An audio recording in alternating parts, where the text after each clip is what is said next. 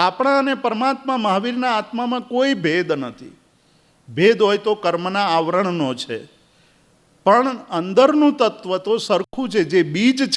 જે બીજ છે એટલું જ ઊંચી ક્વોલિટીનું છે, એટલું જ ઉચ્ચ ગુણવત્તાવાળું છે.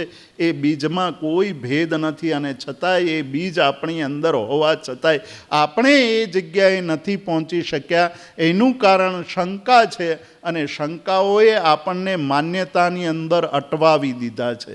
એટલે આપણે જ્યારે પણ એમ કહીએ છીએ ત્યારે બોલીએ છીએ કે મારી માન્યતા આવી છે, મારું માનવું આવું છે. સત્ય શું છે એ પામવાની કોશિશ કરતા નથી, સત્ય શું છે એ ઓળખવાની આપણે દરકાર કરતા નથી, અને મારી માન્યતા છે એવું કહીને આપણે જીવીએ છીએ.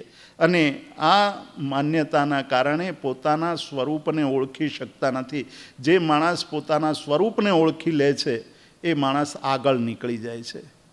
આ દુનિયાના બધા જ માણસોમાં અંદર તો એક સરખું લોહી વહે છે, પણ કોઈક બિલ ગેટ્સ બની જાય છે ને કોઈક ભિક્ષુક બનીને જીવન વિતાવે છે. જેણે પોતાની અંદરની ઓળખને કેળવી લીધી છે, જેની અંદર એ જિજ્ઞાસા જાગી ગઈ છે, જેણે નિશંક બન્યો છે. અહીંયા આપણે શાસ્ત્રની વાત કરવી છે, ને શાસ્ત્ર આપણને શું સમજાવે છે અને આપણે શું કરવાનું છે એ અહીંયા આપણે વિચારવાનું છે. પણ દ્રષ્ટાંત જ્યારે લઈએ છીએ ત્યારે વાત આપણી વધુ સ્પષ્ટ થાય છે કે મારો અને પરમાત્માનો આત્મા જો સમાન હોય, મારો અને આ જગતના શ્રેષ્ઠ માણસનો કે કનિષ્ઠ માણસનો આત્મા જો સરખો હોય, તો બંનેની અંદર શું ભેદ છે જેના કારણે વર્તમાન પરિસ્થિતિમાં મુકાયા છીએ. એમાંનું એક તત્વ કહ્યું. 8 તત્વોની વિચારણા કરવાની છે. સત્યને પામવામાં બાધક એવા 8 તત્વો અને સત્યને પામવા માટેના 7 સાધનો, 7 તત્વો, એની વિચારણા કરવાની છે. અને એમાંનું આ પહેલું છે એ શંકા દૂર કરવાની છે. બીજી વસ્તુ છે આકાંક્ષા. માણસની અંદર આકાંક્ષાઓ રહેલી છે, ઈચ્છાઓ રહેલી છે, અને એ ઈચ્છાઓ છે એના કારણે પોતાની જે પરિસ્થિતિ છે તે પરિસ્થિતિમાં તે સુખી નથી. આકાંક્ષાનો અર્થ છે કે આપણને જે પરિસ્થિતિ મળી છે તે પરિસ્થિતિમાં આપણે સુખી નથી, આપણે બીજી પરિસ્થિતિ કલ્પી રહ્યા છીએ. મનુષ્ય એટલે યુવાન છે તો એને એમાં સુખ નથી કે એને જે જગ્યાએ ભણવા મળ્યું છે, જેટલું ભણવા મળ્યું છે, જ્યાં ભણવા મળ્યું છે એમાં એને સુખ નથી. એ વધુને વધુ કંઈક ઈચ્છે છે. કોઈ ગૃહસ્થ છે એને પણ પોતાની સ્થિતિમાં સુખ નથી. એ કોઈક બીજી પત્નીને ઈચ્છે છે, કોઈક બીજા ભાઈને ઈચ્છે છે, કોઈક બીજા મા બાપોની કલ્પના કરે છે, અને એટલે એ આકાંક્ષાઓમાં પડ્યો છે. બીજી જે વાત કરી છે નિશંકીય નિકંકીય આકાંક્ષાઓ, અપેક્ષાઓ પડેલી છે. પરમાત્માએ તો એમની છેલ્લી દેશનામાં અપેક્ષાઓ વિશે બહુ જ ઊંડાણપૂર્વક વાત કરી અને કહ્યું કે માણસની અંદર જે અપેક્ષાઓ છે એ અપેક્ષાઓનો કોઈ અંત નથી. એ અપેક્ષાઓથી સત્ય સ્વરૂપને સમજવામાં બાધક નીવડે છે. અપેક્ષાઓને કારણે, આકાંક્ષાઓને કારણે એ સત્ય સમજી શકતો નથી અને અસત્યને સત્ય માની બેસે છે. યહૂદી ધર્મની અંદર એક બહુ જ સરસ વાર્તા કહેવામાં આવી છે એક ધર્મગુરુની. એક ધર્મગુરુ એક રાત્રે સૂતા છે અને વહેલી સવારે એક સ્વપ્ન આવે છે. સ્વપ્નમાં એણે જોયું કે રાજધાનીની અંદર એક નદી છે, એ નદી ઉપર એક પુલ છે. એ પુલ વટાવીને બરાબર નીચે ઉતરીએ એટલે ત્યાં એક લાઇટનો થાંભલો છે. એ થાંભલાની નીચે ધન દાંટેલું છે. આ સ્વપ્ન આવ્યું. આ સ્વપ્ન જોયું, ઉઠ્યો અને એને થયું કે આ તો સપનું છે, આવું હોય નહીં, એટલે ભૂલી ગયો. બીજો દિવસ તો બીજી રાત આવી, બીજા દિવસે એનું એ જ સ્વપ્ન આવ્યું. રાજધાની, નદી ઉપરનો પુલ, લાઇટનો થાંભલો અને લાઇટની એ થાંભલાની નીચે ધન. એટલે વિચાર ઊભો થયો કે એકનું એક સ્વપ્ન આજે બીજી વાર આવ્યું એટલે કંઈક હોવું જોઈએ. પણ એને થયું કે આવું કંઈ હોતું હશે, આવું સંભવિત નથી. એટલે ભૂલવાનો પ્રયાસ કરે છે. ત્રીજો દિવસ થયો, ફરીવાર એનું એ જ સ્વપ્ન આવ્યું. એટલે એ વિચાર કરે છે કે જો એકનું એક સ્વપ્ન 3 વાર આવતું હોય તો એ સાચું હોય, એટલે મારે તપાસ કરવી જોઈએ. ધર્મગુરુ છે એટલે એણે નક્કી કર્યું કે મારે જઈને જોવું તો ખરું, પણ ભલે ધન મળે તો હું દાનમાં આપી દઈશ, લોક કલ્યાણ વાપરીશ, પણ જઈને તપાસ તો કરું. એટલે રાજધાનીમાં જાય છે, કેપિટલ સિટીમાં જાય છે. ત્યાં જઈને એણે જોયું તો નદી હતી, નદી ઉપર એવો જ પુલ હતો. એ પુલની આગળ એક લાઇટનો થાંભલો છે. એ લાઇટના થાંભલા આગળ આવીને દૂરથી ત્યાં જુએ છે. એટલે ખુશ થઈ ગયો અને કહ્યું બધું જ સ્વપ્નમાં જે દેખાયું હતું એ જ છે, બરાબર એનું એ જ દેખાય છે. ખુશ થઈ ગયો, પણ તરત થોડુંક દુઃખી થઈ જાય છે, કેમ કે સ્વપ્નમાં ત્યાં પોલીસ ઊભેલો નહોતો દેખાયો, ત્યાં પોલીસ ઊભો હતો. એટલે એણે કીધું કે કંઈ વાંધો નહીં, હું થોડી રાહ જોઈશ. ઊભો રહે છે. એક દિવસ થયો, આખો દિવસ પેલો પોલીસ એની ડ્યુટી પૂરી થઈ એટલી વારમાં બીજો પોલીસ આવી ગયો.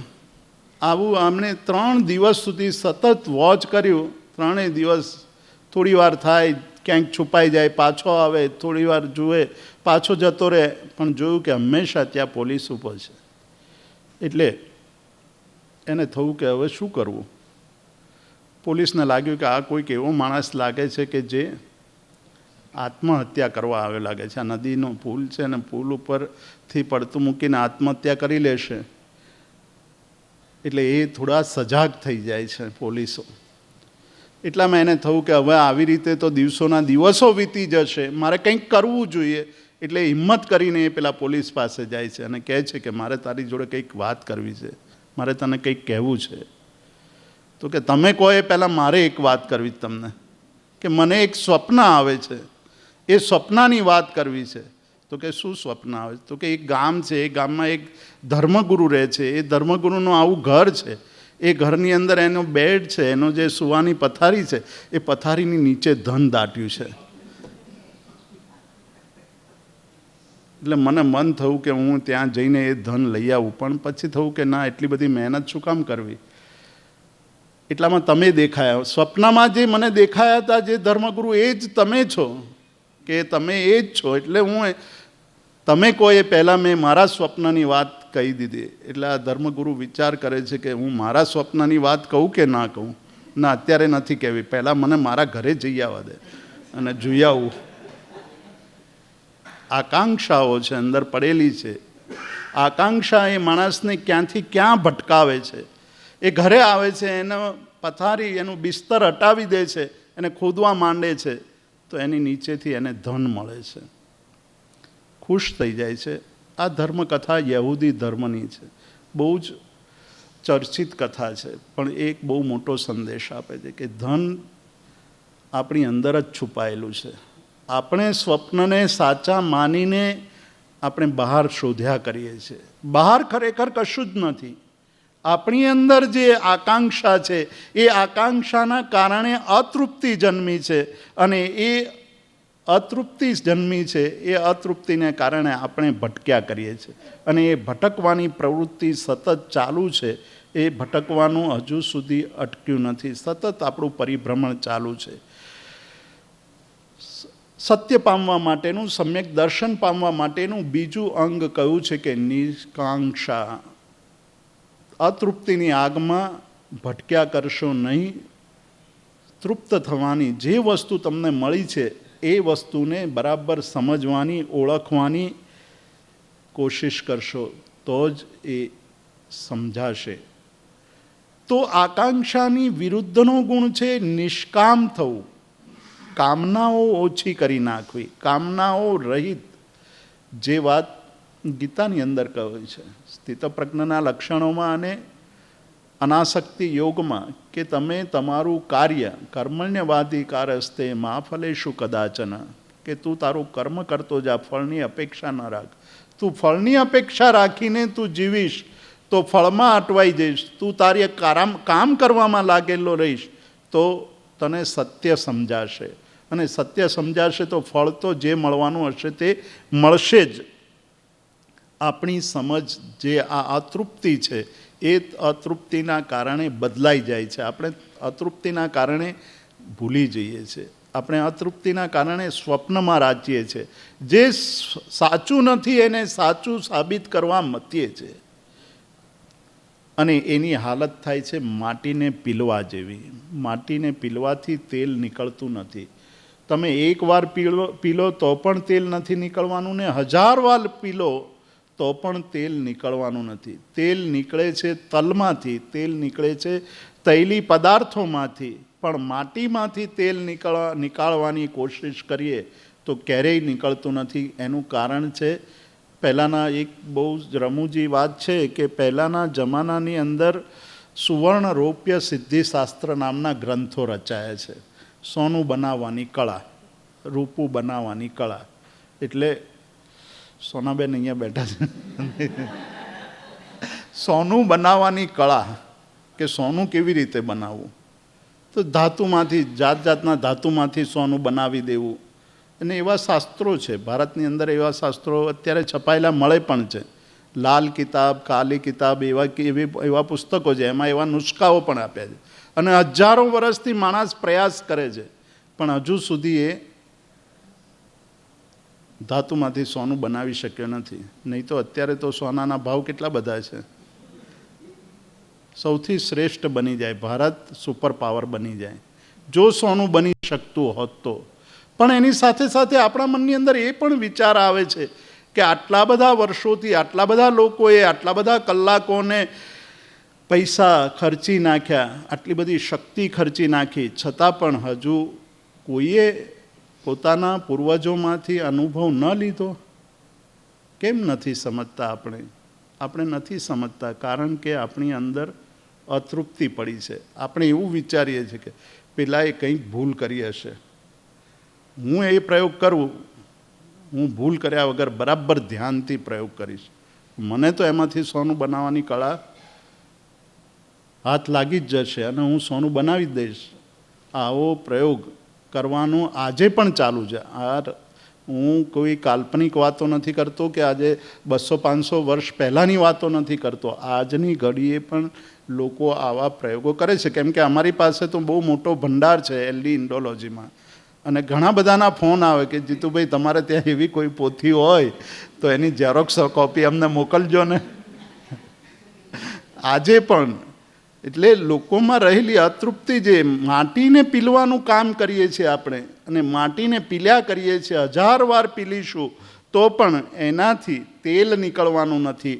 એનાથી તો આકાંક્ષાઓ જ વધવાની છે. આપણી જે અતૃપ્તિ છે એ અતૃપ્તિની આગ વધ્યા કરવાની છે, અને એ અતૃપ્તિની આગ વધે છે એ આપણને ક્યારેય શાંતિથી સૂવા નહીં દે. જીવનની છેલ્લી ઘડી સુધી, છેલ્લા શ્વાસ સુધી આપણને સતત પરેશાન કર્યા કરશે. એટલે નિષ્કામ બનવાનું, સત્ય પામવા માટે નિષ્કામ બનવું પડે. જેને સત્ય પ્રાપ્ત કરવું છે એને નિષ્કાંક્ષા એટલે નિષ્કામ, આકાંક્ષા વગર પોતાના કાર્યમાં. તમે સાધના કરતા હો તો સાધનાથી કંઈક મેળવવાનું છે એવું તમે વિચાર્યા કરો તો ક્યારેય ન મળે. સાધના કરતી વખતે તો નિષ્કામ બનવું પડે. અને એ સાધનાને આપણે બહુ જ મોટા અર્થમાં લઈએ તો વ્યવહારમાં પણ તમારું કાર્ય જેટલું નિષ્કામ હશે એટલું તમારું કાર્ય દીપી ઉઠશે. જ્યારે એમાં કોઈક આપણા ઈચ્છાઓ અને અપેક્ષાઓ ભળે છે ત્યારે આપણે ભૂલ કરીએ છીએ, ત્યારે આપણે ખોટું કરવાનું વિચારીએ છીએ. તો જૈન દર્શનનો જે પાયાનો સિદ્ધાંત, મૂળ સિદ્ધાંત સમ્યક દર્શનના મૂળમાં રહેલું છે કે જૈન કોણ હોય તો કે સાચો હોય, તે સત્યનો આગ્રહી હોય. બીજા બધા આગ્રહો નીકળી ગયા હોય. જે સત્યને પામવા મથતો હોય, જે સત્યની ઉપાસના કરતો હોય એ સાચો જૈન છે. ત્રીજું લક્ષણ બતાવે છે કે સત્ય પામવા માટે શું કરવું. તો સત્ય પામવા માટેનું ત્રીજું લક્ષણ છે નિર્વિચિકિત્સા. વિચિકિત્સા એટલે જુગુપ્સા. જુગુપ્સા, આમ ચિકિત્સાના 2 અર્થ થાય છે. ચિકિત્સાનો ભાવ એટલે આપણને ઘણી બધી વાર તર્ક હેરાન કરે છે. આપણને તર્ક હેરાન કરતો હોય છે.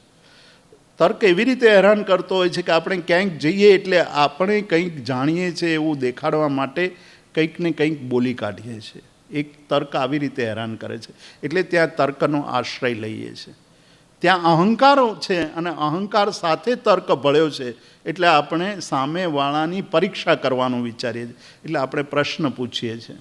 જો એ તર્ક જિજ્ઞાસાપૂર્વકનો હોય, હવે તર્કના બે ભેદ પડે છે. એક છે જિજ્ઞાસા સાથેનો તર્ક અને એક છે અહંકાર સાથેનો તર્ક. અહંકાર સાથેના તર્કમાં જ આપણે રમ્યા છીએ.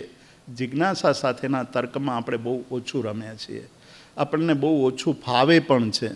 અને ખાસ કરીને આપણને વણિકોને આપણને જિજ્ઞાસા કરતાં અહંકાર સાથેની વાતો વધુ ગમે છે. બાળકમાં જિજ્ઞાસા છે એટલે વિદ્યા પ્રાપ્ત કરી શકે છે. પણ જ્યારે એ બાલ્યાવસ્થામાંથી બહાર નીકળે છે અને તર્કના આશ્રયે પોતાના જ્ઞાનને દર્શાવવાની શરૂઆત કરે છે, એવું તરત જ એનું જ્ઞાન પ્રાપ્તિનું દ્વાર બંધ થઈ જાય છે. જ્યાં સુધી વિદ્યાર્થી ભાવ હોય છે જીવનમાં, ત્યાં સુધી જ્ઞાન પ્રાપ્તિ ચાલુ હોય છે. જેવો અહંકાર ભળ્યો એની અંદર, એટલે જ્ઞાન પ્રાપ્તિના દરવાજા આપોઆપ બીડાઈ જાય છે. એ જ્ઞાન પ્રાપ્તિના દરવાજાને બીડ્યા છે આપણે પોતે જ. અને એમાં જે કારણભૂત બને છે આ ચિકિત્સાનો ભાવ, કે સામેવાળાને બતાવી દઉં, એવો પ્રશ્ન પૂછું કે એ મૂંઝાઈ જાય, એને પણ બતાવી દઉં કે મને પણ ખબર પડે છે. આ એક પ્રકારની ચિકિત્સા. અને બીજી છે જુગુપ્સા. જુગુપ્સા એટલે ગુપ એટલે છુપાવવું. બે વસ્તુ આપણે છુપાવીએ છીએ. એક પોતાનો દોષ છુપાવીએ છીએ અને બીજું બીજાના ગુણો છુપાવીએ છીએ. પોતાના દોષોને છુપાવતા ફરીએ છીએ, બીજાના ગુણોને છુપાવતા ફરીએ છીએ. જ્યારે બીજો કોઈ માણસ ગુણવાન હોય તો એના ગુણવાનને ગુણો સાંભળીએ એટલે આપણે કહીએ કોઈક બહુ સરસ વાંસળી વગાડતો હોય, સુંદર સરસ વાંસળી વગાડતા આવડતું હોય, અને કોઈ કહે કે જાણે જામ સાક્ષાત કૃષ્ણ ભગવાન વાંસળી વગાડતા હોય એવું લાગે છે, તો કે જોયું રખડું છે, જોબ તો છે નહીં, એટલે બીજું શું કરે? વાંસળી જ વગાડે ને, બીજું કરે શું? તમે શું જોયું એનામાં? આપણે શું જોયું? આપણે જોઈએ છીએ એનો દોષ. એના ગુણને જોતા નથી. એટલે ગુણને જોવાને બદલે દોષને આપણે જોઈએ છીએ. એટલે એનો દોષ છુપાવવો જોઈએ, એના બદલે એના દોષને આપણે ઉજાગર કરી દઈએ છીએ. બહુ દાન આપે તો ખબર છે ભાઈ, કાળા બજાર કરીને હમણાં બહુ કમાયા છે, પછી આટલી મોટી બોલી લે જ ને. આપણે $5 આપવા હોય તો $5 માટે આપણે 5 વાર વિચાર કરીએ કે આપું કે નહીં. સોનાબેને આ વખતે બહુ સારું કર્યું હતું કે નકરો જ રાખ્યો હતો. તોય બોલવું પડે કે એક ફેમિલી છે, 2 ફેમિલી છે, કોઈ ફેમિલી નથી, કોક લાભ લો.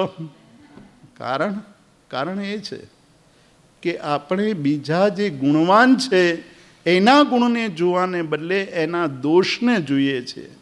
અને આપણા પોતાના દોષોને, બીજાના ગુણોને છુપાવતા ફરીએ છીએ, આપણા પોતાના દોષોને છુપાવીએ છીએ. આપણા પોતાના દોષોને છુપાવવાની, પોતાની ભૂલોને છુપાવવાનો પ્રયાસ કરીએ છીએ. પણ પોતાની ભૂલોને છુપાવવું એટલે શું? તમે બહુ જ ગંભીરતાથી ચિંતન કરશો તો ભૂલો છુપાવવાથી છુપાતી નથી. ભૂલોનો સ્વભાવ સતત વહેવાનો છે. અને એ ભૂલો છે એ હંમેશા પાણીની જેમ વહ્યા કરે છે. એટલે એ નીચે પાણીને ઢાળ જોઈએ છે. ભૂલો કદી ઉર્ધ્વગામી નથી હોતી, ગુણો ઉર્ધ્વગામી હોય છે. ગુણ હંમેશા ઊંચે આગળ વધતા હોય છે. ગુણના આધારે તમે ઊંચે ચડી શકો. આજે જગતની અંદર તમે કોઈ એવું દ્રષ્ટાંત નહીં લાવી શકો. આટલા વર્ષો, આપણી પાસે 5000 વર્ષનો ઇતિહાસ છે, દુનિયાનો હજારો વર્ષોનો ઇતિહાસ છે, પણ કોઈ દોષના આધારે મહાન બની ગયો હોય એવો એકેય દ્રષ્ટાંત આપણી પાસે નથી આજની તારીખે. सालगिया जी, आप सबसे अनुभवी हैं यहाँ, आप बताओ हैं कोई ऐसा दृष्टांत? કોઈ ऐसा दृष्टांत नहीं है. ગુણના આધારે ચડી ગયેલું હોય એવા તમને એક નહીં, લાખો નહીં, કરોડો દ્રષ્ટાંતો મળી જશે કે ગુણના આધારે ધીરે ધીરે આગળ. પણ માણસ પોતાના દોષોને છુપાવવાની કોશિશ કરે છે અને દોષનો સ્વભાવ છે નીચે જવાનો. એ પોતાના દોષોને છુપાવવા માટે પ્રયાસ કરે છે, પણ એ દોષો અંદર પડ્યા 1000 ગુણા વધી જાય છે. દોષ અંદર પડ્યો છે, આપણને ગુસ્સો આવે છે, એ ગુસ્સો આપણા એટલે ક્રોધ આપણો સ્વભાવ છે, તો એ ક્રોધને આપણે છુપાવવાનો પ્રયાસ કરીએ છીએ, પણ એ ક્રોધ ક્યારેય છુપાતો નથી.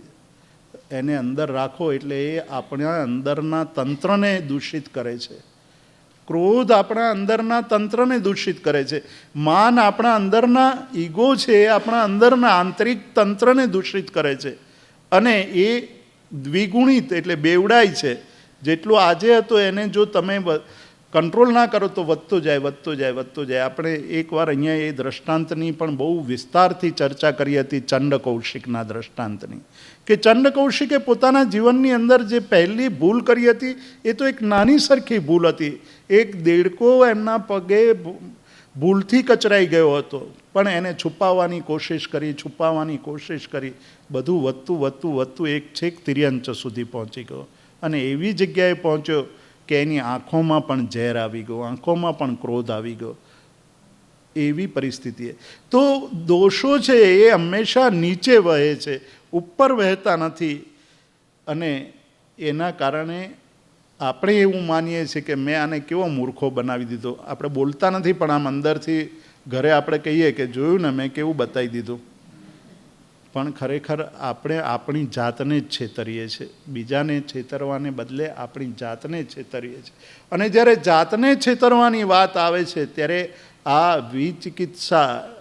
નિર્વિચિકિત્સા નથી. નિર્વિચિકિત્સાનો અર્થ એ છે કે બીજાના ગુણોને ઉજાગર કરતા શીખો, બીજાના ગુણોને જોતા શીખો, બીજાના ગુણોને જોઈને અને પોતાના દોષોને મોટા કરતા શીખો.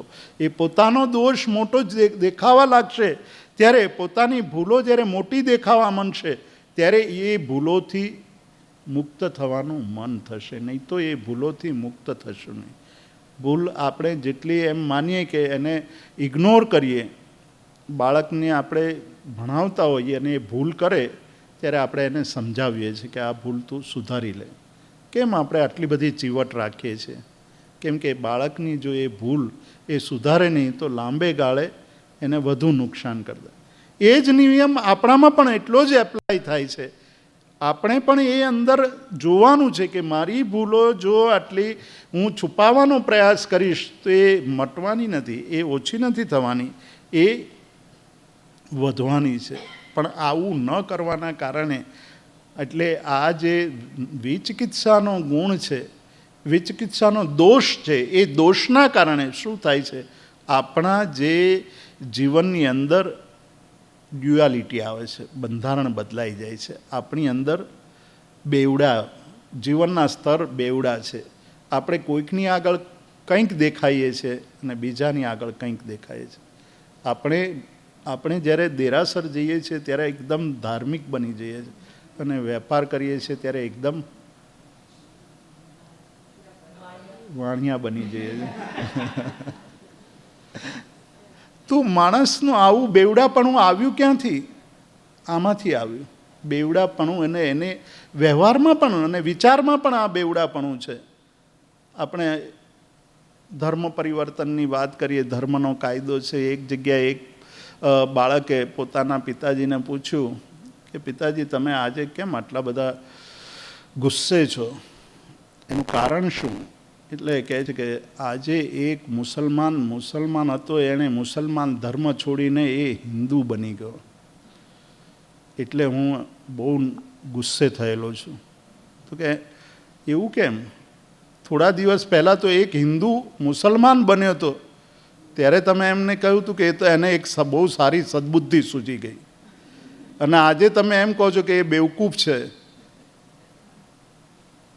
જે વસ્તુ આપણા જીવનની અંદર આ બેવડાપણું છે, ક્યારેક આપણે પોતાની જાતને ક્યાંક બહુ સારી ચિતરવા માટે મૂકીએ છીએ અને ક્યારેક આપણી જાતને બહુ જેવી છે એવી બતાવવાની કોશિશ કરીએ ત્યારે બદલાઈ જઈએ છીએ. આપણું બંને બેવડાપણું છે. એટલે ક્યાંક આપણે કંઈક દેખાડીએ છીએ, ક્યાંક આપણે કંઈક દેખાડીએ છીએ. આ બેવડાપણું છે, એ બેવડાપણુંને કારણે આપણે ગુણોનું સન્માન નથી કરી શકતા.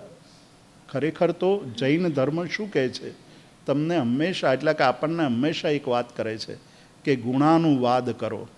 શબ્દ શું આપ્યો છે આપણને? કેટલાક એવા શબ્દો છે, કેટલાક એવા આચારો છે જે જૈન ધર્મ સિવાય ક્યાંય આપણને મળશે નહીં. કેટલી બધી વાતો એવી છે કે જે આ બીજે ક્યાંય એપ્રિશિએશન ને એવું બધું તો આપણને એવા શબ્દો મળશે, પણ ગુણાનુવાદનું ઇંગ્લિશ શબ્દ કરો તમે, અનુવાદ, ગુણાનુવાદ, એટલે તમે એના ગુણો જોયા છે, જે નાના કે મોટા ગુણો જોયા છે, એને તમે વારંવાર યાદ કરો, વારંવાર યાદ કરો. અને એ ગુણાનુવાદ એટલે ગુણ કરતાં ગુણ આવે નિજ અંગ. આપણામાં ગુણ ક્યારે આવે? કે આપણે બીજાના ગુણોના વખાણ કરીએ. આપણે અહીંયા આવીને પણ આમ કહીએ કે ભાઈ આપણે બહુ સરસ બનાવ્યું હતું, પણ લાડવા તો નાના નાના હતા અને ફૂલવડી બહુ કડક હતી. જેણે કરવાનું હતું ભક્તિથી કરી લીધું બધું. અરવિંદભાઈ છે ને, બેઠા છે. કરીએ છીએ આપણે, પણ આપણી દ્રષ્ટિ એટલે બેવડાપણુંને કારણે આપણે કોઈ એક શ્રાવકની પણ ભક્તિ નથી કરી શકતા. આપણને જ્યારે ભક્તિ કરવાની આવે ત્યારે આપણને પરસેવો છૂટવા માંડે છે. અને જે ભક્તિ કરી રહ્યું છે એની આ જનરલ વાત કરી રહ્યા છે. આપણે કોઈ એક પર્ટિક્યુલર પ્રસંગને લઈને નથી કરી રહ્યા. પણ જ્યારે આ આખું બદલાઈ જાય, આનાથી ઉલટું, એટલે નિર્વિચિકિત્સાનો ભાવ આવી જાય, જુગુપ્સા એટલે બીજાના ગુણોને ઢાંકવાની અને આપણા અંદર જે દોષો છે એને ઢાંકવાની વૃત્તિ નીકળી જાય, અને બીજાના ગુણોને ઉજાગર કરવાની અને આપણા દોષોને ઉજાગર કરવાની, ત્યારે ગુણાનુવાદ પ્રગટે છે. ત્યારે આપણને એમ થાય છે કે હું તો કરી શકતો નથી, અને જેણે કર્યું છે એને લાખ લાખ વંદન. એણે થોડું કર્યું છે કે વધુ કર્યું છે એ મહત્ત્વનું નથી, એણે કર્યું છે એ મહત્ત્વનું છે. એનો જે ભાવ છે એ મહત્ત્વનો છે, અને એને વંદન હો. એકવાર વસ્તુપાલ તેજપાલ એક દેરાસર બંધાવવા માટે તૈયાર થયા, પણ બંને શ્રાવક છે, અને શ્રાવક હોવાને નાતે એમણે એવું નક્કી કર્યું કે અમારે એવું દેરાસર બંધાવું છે કે જેમાં સંઘનો પણ હિસ્સો હોય. એટલે એક સંઘવાળાને બોલાવ્યા અને કીધું કે આમાં તમે પણ કંઈક નોંધાવો. એટલે સંઘવાળા કહે છે કે આપ તો સમર્થ છો, તમે એકલા આટલું બધું દેરાસર બંધાવી શકો, છતાંય અમારા પૈસાની અપેક્ષા કેમ રાખો છો? તો કે હું બંધાવીશ તો મારું છે એવો મને અહમ થઈ જાય ક્યારેક. એના બદલે સંઘનું ભલે થોડું પણ કોન્ટ્રીબ્યુશન હશે તો આ દેરાસર સંઘનું છે એવું કહેવાશે. સારું કે લિસ્ટ બનાવે. લિસ્ટ લઈને ગામમાં ફર્યા, બધાએ પોતપોતાની રીતે ટીપ લખાવી, પૈસા લખાવ્યા. એમાં એક ગરીબ શ્રાવક હતો, એની પાસે 20 કોડી હતી. એ વખતે કોડીનું ચલણ ચાલતું, એટલે એની પાસે 20 કોડી હતી. એ 20 કોડી આપી એને. એટલે પેલા શ્રાવકો કહે છે કે આવું તે કંઈ દાન અપાતું હશે, તારું દાન નથી લેવું. તો કે ના ના, તમારે લેવું તો પડે જ, મારી પાસે આટલું જ છે, એટલું જ આપું છું. એટલે આ લોકો લીધું, કેમ બહુ આગ્રહ હતો એટલે લીધું, લઈ લીધું, લિસ્ટ બનાવ્યું. પણ આ લોકો શ્રાવકોના મનમાં એક ચિંતા હતી કે આ લિસ્ટ લઈને અમે જઈશું વસ્તુપાલ તેજપાલ પાસે તો એ અમને ઠપકો આપશે કે આવું તે દાન લેવાતું હશે કોઈનું. એટલે કે આપણે એનું નામ કાઢી નાખીએ. એટલે કોઈક ડાયા શ્રાવકો હતા, એણે કીધું કે ના ના, કઢાય નહીં, એનું નામ તો લખવું જ પડે. કે આપ્યું છે, ભલે થોડું આપ્યું છે, પણ રાખવું તો પડે. પછી આપણે મંત્રીશ્વર ઉપર છોડી દઈએ. મંત્રીઓમાં પણ ઈશ્વર એ માનતા હતા, એટલે મંત્રીશ્વર કહેતા.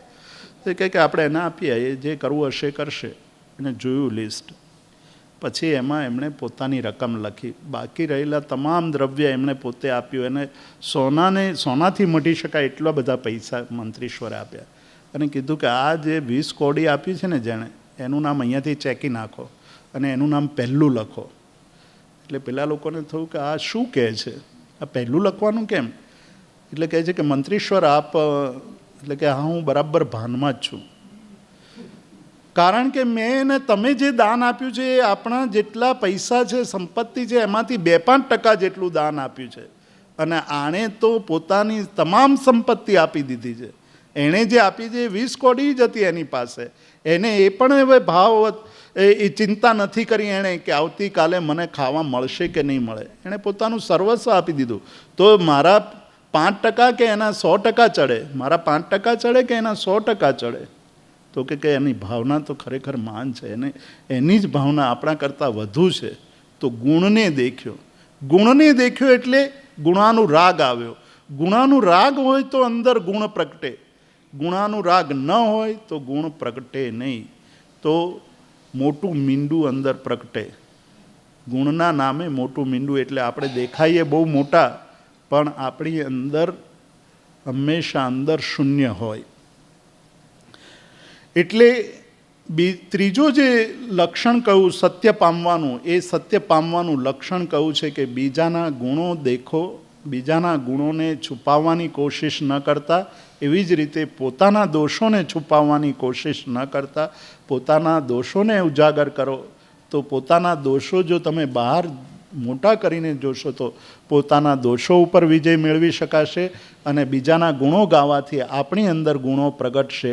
એટલે આ જ્યારે આજના નવા યુગની અંદર કહે છે કે તમારે સંપત્તિ પામવી હોય તો સંપત્તિવાનને જોઈને તમે ખુશ થાઓ, સંપત્તિવાનને જોઈને દુઃખી ના થઈ જાઓ. તમે નિરાશ થશો તો એ સંપત્તિવાને કેવી રીતે સંપત્તિ મેળવી છે એના કોઈ રસ્તા તમને દેખાશે નહીં. તમને એની દોષો, એના ભૂલો અને એના દુર્ગુણો જ દેખાશે. તમે જો એના ગુણો જોશો તો તમને એ કેવી રીતે આગળ વધ્યો એના, એટલે વ્યવહારમાં પણ આજે એ વાત સ્થાપિત થયેલી છે કે અંદર જો ભાવ હશે, નિર્વિચિકિત્સાનો ભાવ હશે તો સમ્યક દર્શન પ્રાપ્ત થશે. સમ્યક દર્શનની આ 3 બાબતો આજે આપણે ચર્ચી છે. આપણે આવતીકાલે બાકીની 5 બાબતો ચર્ચીશું.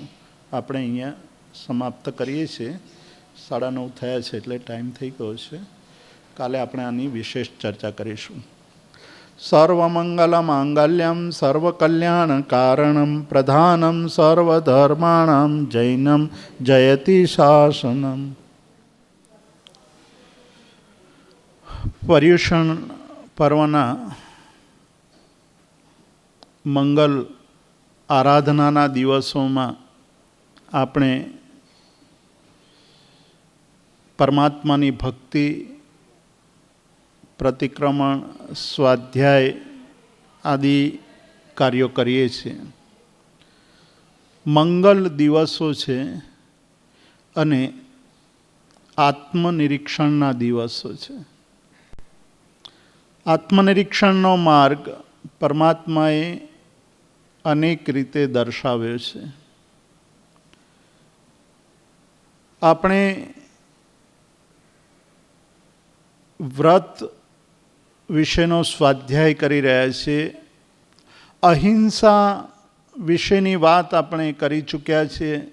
સત્યની ચર્ચાનો પ્રારંભ કર્યો છે. ગઈકાલે આપણે સત્ય વિશેની કેટલીક વાતો વિચારી હતી. સત્ય પામવા માટે અભય, નિર્ભય બનવાની જરૂર છે. અભય, નિર્ભય એ બંને સમાનાર્થક શબ્દો છે. જેને ભય નથી હોતો, જેને મનમાં ડર નથી હોતો, તેને શંકાઓ પણ ઉત્પન્ન થતી નથી. તેની વાત આપણે ગઈકાલે વિસ્તારથી કરી. બીજી વાત કરી હતી શંકા રહિત જીવન જીવવાની સાથે સાથે આકાંક્ષા રહિત, કાંક્ષાઓ, ઈચ્છાઓ સત્ય પામવામાં બાધક બને છે. સત્ય પામવું હોય તો આકાંક્ષાઓથી, ઈચ્છાઓથી પર થવું પડે. અને ત્રીજો ગુણ આપણે જોયો હતો સત્ય પામવા માટેનો, નિર્વિચિકિત્સા.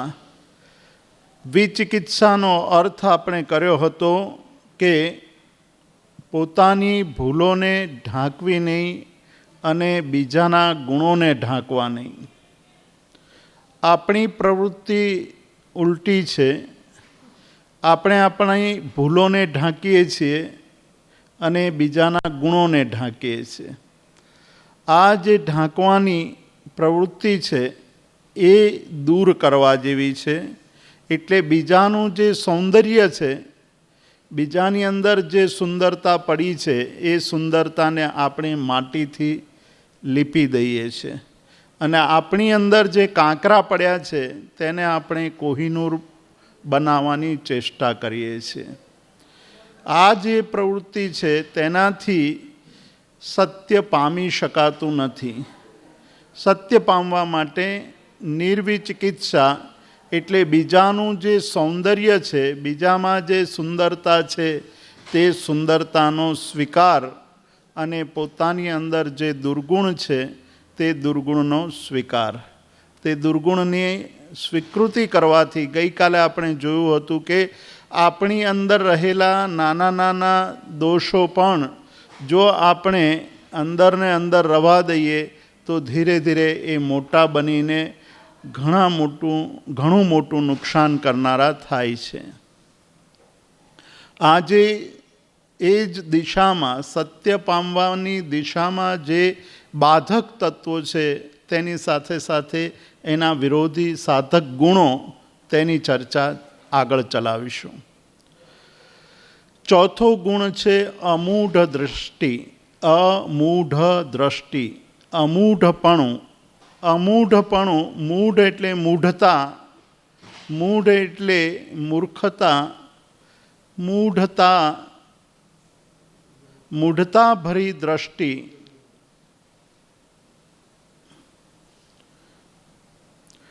મૂઢતા એ આપણા જીવનની અંદર ઘર કરી ગયેલો એક દુર્ગુણ છે, જેને આપણે પોષ્યા કર્યો છે, જેને કારણે આપણે સત્યની નજીક જઈ શકતા નથી. મૂઢતા 3 પ્રકારની છે. એક લોક મૂઢતા. લોક મૂઢતા એટલે આપણે ઘણી બધી વાર વિચાર કરતા નથી. આપણને વિચાર કરવાનો, આપણે આપણી જાતમાં વિચાર કરવાનું બંધ કરી દઈએ છીએ અને લોકો જેવું કરે તેવું કરવાની આપણે કોશિશ કરીએ છીએ. એટલે આવી વૃત્તિને, આવી જે જીવનની વૃત્તિ છે કે લોકોની પાછળ પાછળ ચાલવું, એવી વૃત્તિને ઘેટાની વૃત્તિ કહે છે. ઘેટું જેવી રીતે એક ઘેટું આગળ ચાલ્યું જતું હોય, એની પાછળ પાછળ બીજા ઘેટાઓ ચાલ્યા જતા હોય છે. એ કશું વિચારતા નથી કે આગળનું ઘેટું જે નેતા છે તે અથવા આગળ બીજું કોઈ પ્રાણી છે એની પાછળ પાછળ ચાલ્યા જાય છે, ચાલ્યા જાય છે, ચાલ્યા જાય છે. ક્યાં જવાનું છે, શું મેળવવાનું છે, શું મળશે અને શું કરી રહ્યા છે તેનો કોઈ ખ્યાલ હોતો નથી. અને આના કારણે જીવનની અંદર સત્ય પ્રાપ્ત થતું નથી. સત્ય પ્રાપ્ત કરવા માટે લોકમૂઢતા, લોકોની પાછળ પાછળ ચાલવું, જેને આપણે ગાડરિયો પ્રવાહ કહીએ છીએ. ગાડર એટલે આ ઘેટું. ગાડરિયો પ્રવાહ જેવી રીતે વહ્યા કરે છે તેવી જ રીતે આપણે વહ્યા કરીએ છીએ. જે બધા કરી રહ્યા છે એ આપણે કરીએ અને કોઈ પણ પૂછે તો આપણું શાસ્ત્ર શું, તો કે બધા લોકો કરે છે એટલે હું કરું છું. વિચાર્યા વગર, આગે સે ચલી આતી હૈ. ખમાસણા દેતા હોય અને ખમાસણા દેતા દેતા આપણી કોણી કોઈને પાછળ અડી ગઈ તો એ કોણી અડી ગઈ એ વાળો પાછળવાળો પણ પાછળવાળાને કોણી અડાડે, એની પાછળવાળો એની પાછળવાળાને કોણી અડાડે. કોઈ જાણકાર હોય કે આ શું કરી રહ્યા છો, તો કે આગળવાળાએ જે કર્યું, મને તો બહુ ખબર નથી, હું આગળવાળાએ જે કર્યું એ કર્યું મેં. આવી જે વૃત્તિ છે એને ગાડરિયો પ્રવાહ કહે છે. ગાડરિયા પ્રવાહમાં સૌથી મોટામાં મોટું નુકસાન એ છે કે મનુષ્ય પોતાની બુદ્ધિથી વિચારતો નથી. પોતાની બુદ્ધિથી કશું વિચારતો નથી. જે કંઈ ચાલ્યું છે એ ચાલ્યા કરે. એટલે એને ઉધાર લેવું પડે છે. પોતાની અંદર પડ્યું છે એ પોતાની અંદર પડેલાને એ ઉપયોગમાં લેતો નથી, બીજાનું ઉધાર લઈને જીવન જીવવાની કોશિશ કરે છે. અને ઉધાર લીધેલું ક્યારેય પણ આપણને શોભા આપી શકતું નથી. ઉપાધ્યાય યશોવિજયજી પૂર્ણતા નામના અષ્ટકમાં કહે છે કે પૂર્ણતા યાતુ પરોપાદે સા યાચિત કમંડનમ, કે જ્યારે કોઈક વાર કોઈ પરિવારની અંદર લગ્ન હોય અને લગ્નની અંદર જે વરરાજા હોય એ વરરાજા પાસે પૂરતા પૈસા ન હોય ત્યારે એ બધાની પાસેથી થોડું ઘણું માગી લાવીને પોતાની જાતને સજાવે છે. પોતાની જાતને સજાવે છે એટલે પૂર્ણ થવાની કોશિશ કરે છે. સરસ કપડાં પહેરે છે, સરસ દાગીના પહેરે છે, સરસ ઉપર ફેંટો પહેરે છે, એ ફેંટામાં પણ મોતીની માળાઓ લગાવે છે, આ બધું કરે છે. આવી શોભાને જોઈને લોકો કહે છે કે આ વરરાજા કેવા શોભી રહ્યા છે, કે અદ્ભુત દેખાય છે, રાજાનો કુંવર હોય એવો દેખાય છે આ વરરાજા તો. પણ વરરાજાને જઈને પૂછો તો એને એ શોભાથી આનંદ આવશે ખરો? એ આનંદ નહીં આવે, કેમ કે એને ખબર છે કે જેવી લગ્નની ક્રિયા પતી, જેવા લગ્નના દિવસો પત્યા એટલે મારે હું જેની પાસેથી જે લાવ્યો છું એ બધું મારે પાછું આપી દેવાનું છે. એટલે માગી લાવેલી સામગ્રીથી આપણી જાતને આપણે સજાવવા જઈએ તો આપણે ક્યારેય શોભા પામતા નથી. બહાર જગતને આપણે કદાચ બતાવી શકીએ છીએ, બહાર જગતને આપણે એવું કહી શકીએ છીએ કે હું ઘણો મોટો બની ગયો છું, પણ જગત પણ હોશિયાર છે. તેને તમે એકવાર મૂર્ખ બનાવી શકો, 2 વાર મૂર્ખ બનાવી શકો, 3 વાર મૂર્ખ બનાવી શકો, પણ હંમેશા મૂર્ખ બનાવી શકાતું નથી. તો સત્યને પામવા માટે હંમેશા માણસે શું કરવું પડે? પોતાની જાતે વિચાર કરવો પડે, પોતે વિચાર કરીને આગળ વધવું પડે. એટલે મૂઢતા છે એ મૂઢતાને તોડવી પડે. એક સ્કૂલની અંદર એક ગણિતના શિક્ષકે એક બાળકને પ્રશ્ન પૂછ્યો. એ બાળકને પ્રશ્ન પૂછ્યો છે કે એક ખેતરની અંદર એક વાડ છે અને એ વાડની અંદર એ ખેતરમાં 10 ઘેટા છે. એ 10 ઘેટામાંથી એક ઘેટું બહાર નીકળી ગયું તો અંદર કેટલા ઘેટા રહેશે? તો પેલા બાળકે કીધું કે એકે પણ નહીં રહે. એટલે કે કેમ? 10 હતા, 10માંથી એક જાય તો? આટલું પણ ગણિત નથી આવડતું? તો કે ગણિતના તમે શિક્ષક છો, પણ આ ઘેટા ચરાવવાનો મને અભ્યાસ છે વધુ. કેમ કે એક ઘેટું જો બહાર નીકળશે તો બધા કૂદીને બહાર નીકળી જશે. એક જણ ઊભું થઈને બહાર જાય એટલે આપણે બધાય બહાર જઈએ, એવી પરિસ્થિતિ છે. એટલે કહે છે કે પારકી બુદ્ધિથી ચાલનાર સફળ થતો નથી. પારકી બુદ્ધિએ જે પોતાની ગાડી ચલાવવા માગે છે તે હંમેશા પસ્તાય છે. અમૂઢ દ્રષ્ટિની પહેલી વાત કરી કે લોકના આધારે જેટલા લોકો ચાલે છે. કોઈ એમ કહે કે ભાઈ હવે જો આ બધું બરાબર ચાલે છે, રિસેશન ઘટી જવાનું છે, ફલાણા શેર્સના ભાવ વધી જવાના છે અને બધાએ અમે લોકોએ ખરીદ્યા છે, તારા ખરીદવા હોય તો ખરીદ જતું. આપણે એમ વિચાર કરીએ કે બધાએ ખરીદ્યા છે તો હું ખરીદી લઉં. વિચાર્યા વગર, કશો જ અભ્યાસ કર્યા વગર એ ખરીદે તો પાછળથી પસ્તાય છે. એવી જ હાલત આ ધર્મમાં સત્યને પામવાની છે કે સત્યને પામવાનું હોય તો પોતાની બુદ્ધિથી, પોતાના મતિથી, એટલે કે પોતાની બુદ્ધિ, પોતાનું જ્ઞાન ત્યાં લગાડવું પડે. ઉધાર લીધેલી બાબતોથી સત્ય પામી શકાતું નથી. સત્ય પામવા માટે અંદર આ સૌથી પહેલાં લોકમૂઢતા છે, એ લોકમૂઢતાને દૂર કરવી પડે. આ એક પહેલી મૂઢતા છે. બીજી મૂઢતા જે જગતમાં વ્યાપેલી છે તે દેવમૂઢતા છે. દેવમૂઢતાનો અર્થ છે કે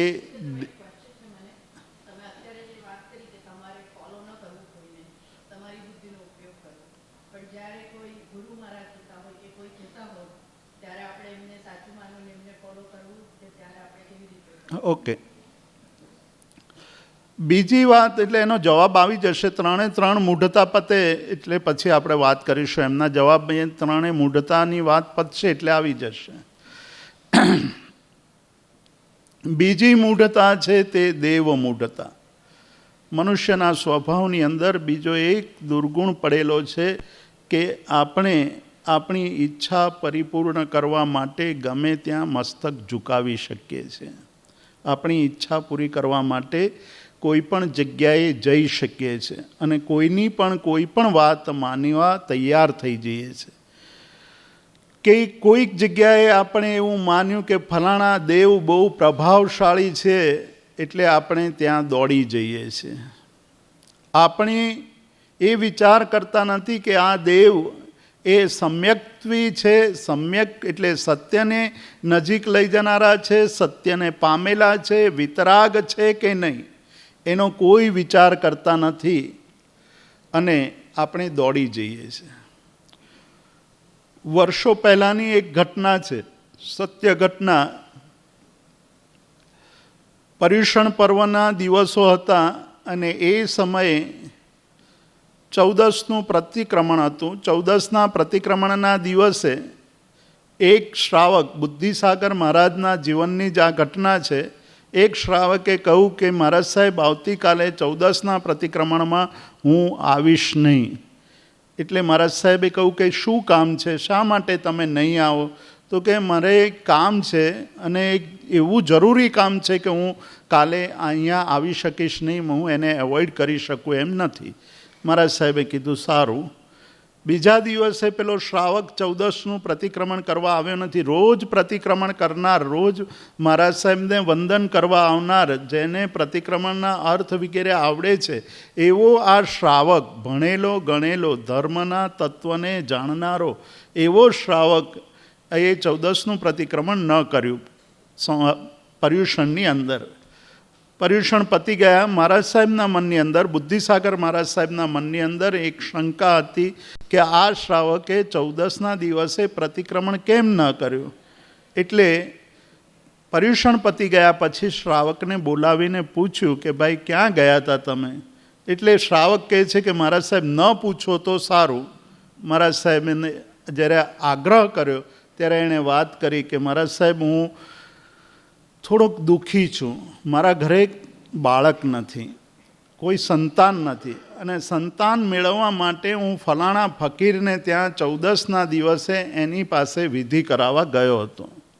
મહારાજ સાહેબને અત્યંત આશ્ચર્ય થયું કે ધર્મ મળ્યો છે. ધર્મની અંદર સૌથી પહેલી વાત જે આપણે 2 દિવસ પહેલાં કરી હતી કે ધર્મ એ બહુ સ્પષ્ટ કહ્યું છે, પરમાત્માએ સ્પષ્ટ કહ્યું છે કે સૌથી પહેલાં લોયાવાદી, આયાવાદી, કમ્મવાયી, કિરિયાવાયી. એટલે લોકને સમજવું જોઈએ, એટલે જગતનો સ્વભાવ સમજવો જોઈએ, આત્માના સ્વરૂપને સમજવું જોઈએ, કર્મના સ્વરૂપને સમજવું જોઈએ અને કર્મના સ્વરૂપને સમજીને ક્રિયા કરવી જોઈએ. જૈન દર્શન આટલી વાત કરે છે અને છતાંય આ કર્મના સ્વરૂપને સમજ્યો નથી. એટલા માટે અન્ય મિથ્યાત્વી દેવો પાસે જઈ અને પોતાની માનતા, પોતાની ઈચ્છાને પૂરી કરવા માટે ગમે તે કરવા તૈયાર થાય છે. અને આ પ્રસંગમાંથી એમણે પ્રેરણા લીધી, એટલે કે બુદ્ધિસાગર મહારાજે પ્રેરણા લીધી અને એમણે એ વિચાર કર્યો કે મારા શ્રાવકો અને મારી શ્રાવિકાઓને કોઈ અન્ય ધર્મમાં જવું ન પડે એટલા માટે ઘંટાકર્ણ વીરની સ્થાપના કરવી જોઈએ. એટલા માટે મહુડીમાં એમણે ઘંટાકર્ણ વીરની સ્થાપના કરી. આ આખો એનો ઇતિહાસ છે કે ઘંટાકર્ણ વીરની સ્થાપના શા માટે કરી, આ એક વાત છે. પણ એની પાછળનો મૂળ ઉદ્દેશ જોઈએ તો આપણું મન છે એ દેવતાઓને માનવા પ્રત્યે મૂઢ છે. પરમાત્મા મહાવીર જ્યારે વિચરી રહ્યા હતા ત્યારે એક પરિવ્રાજક જે પરમાત્માનો ભક્ત હતો, પરિવ્રાજક એટલે હિન્દુ સાધુ, એ સાધુ પરમાત્માનો ભક્ત હતો અને પરમાત્માને વંદન કરીને રાજગૃહી જાય છે. ત્યારે રાજગૃહી જતી વખતે પૂછે છે પરમાત્માને કે પરમાત્મા હું રાજગૃહી જઉં છું, તમારે કંઈ કામ છે ત્યાં? એટલે પરમાત્મા કહે છે કે કશું કામ નથી. આ પરિવ્રાજકના મનની અંદર એ વાત હતી કે કદાચ એવું કહેશે કે તમે શ્રેણિકને મળજો, તમે અભયકુમારને મળજો, તમે ફલાણા શ્રેષ્ઠીને મળજો, આનંદ શ્રાવકને મળજો, પણ પરમાત્મા કહે છે કે તમે ત્યાં જાઓ છો તો સુલસાને ધર્મ લાભ કહેજો. શું કહે છે? સુલસાને ધર્મ લાભ કહેજો. એટલે આ પરિવ્રાજકને આશ્ચર્ય થયું કે મોટા રાજા મહારાજાઓને યાદ ન કર્યા પરમાત્માએ, શ્રેષ્ઠીઓને યાદ ન કર્યા, શ્રાવકોને યાદ ન કર્યા, અને એક શ્રાવિકાને યાદ કરી. શ્રાવિકાને યાદ કરવા પાછળનું કારણ શું? મારે પણ પરીક્ષા કરવી જોઈએ. એટલે રાજગૃહી પહોંચે છે અને આ પરિવ્રાજક રૂપ પરિવર્તનની અંદર બહુ જ કુશળ હોય છે. એટલે પહેલા દિવસે એણે બ્રહ્માનું રૂપ લીધું.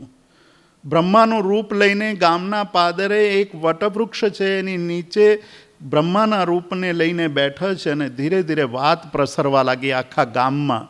રાજગૃહી નગરના લોકો હવે આ પાદર તરફ ચાલવા લાગ્યા, દોડવા લાગ્યા કે ગામની બહાર, નગરની બહાર એક મહાન યોગી પધાર્યા છે, સાક્ષાત બ્રહ્મા પધાર્યા છે અને આપણી બધી મનોકામનાઓ પૂર્ણ થઈ જશે. બધા દોડે છે, બધા દોડે છે, આખું નગર દોડ્યું છે. બીજા દિવસે, એટલે સુલસા આવી નથી એ દિવસે, બીજા દિવસે એણે મહેશનું રૂપ લીધું અને પહેલા દિવસવાળા કેટલાક લોકોને એણે કહ્યું કે તમે જો ખરેખર મને માનતા હો તો કાલે તમે ફરી આવજો, હું તમને એવા આશીર્વાદ આપીશ કે તમારી બધી મનોકામનાઓ પૂર્ણ થશે.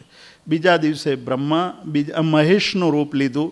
મહેશનું રૂપ લઈને બધા લોકો એનું વંદન કરવા આવે છે, એને પગે લાગવા આવે છે. સૌ પોતપોતાની માનતા માને છે અને આ દરેક જણને તથાસ્તુ કહીને આશીર્વાદ આપે છે. વાત આખા ગામમાં પ્રસરી ગઈ છે. કેટલીક સખીઓ, જે સુલસાની સખીઓ છે, એ સુલસાને કહે છે કે ગઈકાલે તું નહોતી આવી, આજે નથી આવવું તારે? તો કે ના, આજે પણ નથી આવવું મારે. મારું મસ્તક મહાવીરને નમે છે, મારું મસ્તક વિતરાગતાને નમે છે, મારે ત્યાં આવવું નથી. ત્રીજા દિવસે વિષ્ણુનું રૂપ લીધું. ત્રીજા દિવસે પણ એ પહોંચતી નથી. એટલે આ પરિવ્રાજક અકળાઈ જાય છે કે આ સુલસાને અહીંયા બોલાવવી કઈ રીતે? એની શ્રદ્ધા તો મેં જોઈ લીધી કે કેટલી જબરજસ્ત શ્રદ્ધા છે. આપણા નગરની અંદર કોઈ મહાન યોગી આવે ને એવું કહે કે તમારે ત્યાં બધી જ જે ઈચ્છાઓ, મનોકામનાઓ પૂર્ણ, તો આપણે પહેલા જ વિચારીએ કે કોને ત્યાં ઉતર્યા છે, એનો ફોન નંબર મેળવીએ અને ફોન નંબર મળી જાય તો પાછી તપાસ કરી કે એના કોણ કોણ પરિચિત છે. આપણો પરિચિત ના હોય તો આપણે શોધીએ અને આપણે ચેક લગાવીએ કે એને કહીએ કે ગમે તેમ કરીને મને એનો મેળાપ કરાવડાવી દો. દોડીએ છીએ આપણે. તો ત્યાં આ આયાવાદી, ક્રિયાવાદી, કર્મવાદી, લોયવાદી એ બધું જ મટી જાય છે. આપણે કયા વાદી બની જઈએ? કોના સિદ્ધાંતને સ્વીકારવા? આપણે એના પ્રભાવના સિદ્ધાંતને સ્વીકારવા લાગીએ છીએ. ચોથા દિવસે આ પરિવ્રાજક મહાવીરનું રૂપ લઈને બેસે છે. ત્યારે બધા એને કહે છે, સુલસાને, કે આજે તો મહાવીર સાક્ષાત પધાર્યા છે. ત્યારે સુલસા એક જ જવાબ આપે છે, બહુ મહત્વનો જવાબ છે કે ખરેખર મહાવીર અહીંયા પધાર્યા હોય તો મારા રોમે રોમની અંદર આનંદ વ્યાપી જાય. મહાવીર નથી, આ કોઈ નાટક કરી રહ્યું છે, આ કોઈ રૂપ પરિવર્તન કરીને બધાને મોહિત કરી રહ્યું છે. શ્રેણિક પોતે વંદન કરવા ગયા છે પણ સુલસા નથી ગઈ, સુલસા ત્યાં જતી નથી. પરિવ્રાજક પાંચમા દિવસે સ્વયં એના ઘરે જાય છે અને કહે છે કે મેં તારી શ્રદ્ધા, તારી અંદર જે સત્યને પારખવાની જે તીવ્રતા અને સત્યને પામવાની જે ધગશ છે અને અંદર જે અખંડ શ્રદ્ધા, એ અખંડ શ્રદ્ધા જોઈ છે. મેં એની પરીક્ષા કરી લીધી. આખા નગરના બધા જ, બાળકથી માંડીને વૃદ્ધ સુધીના બધા જ લોકો વંદન કરવા આવી ગયા પણ તું ના આવી. એટલે એ શ્રદ્ધા, જે સત્યની શ્રદ્ધા, સાચાની શ્રદ્ધા કે હું જે કરું છું તે લોકોના આધારિત નથી, તે દેવને, એટલે કે સાચા દેવ સિવાયની બીજા કોઈને પણ પહોંચે નહીં તેવી શ્રદ્ધા છે. મારી શ્રદ્ધા મારા દેવની અંદર અકૂટ છે, અતૂટ છે, તૂટે નહીં એવી. આપણે ત્યાં પરમાત્માને દેવાદિ દેવની ઉપમા આપવામાં આવી છે. પ્રશ્ન આપણને થાય કે દેવાધિદેવની ઉપમા કેમ આપી છે?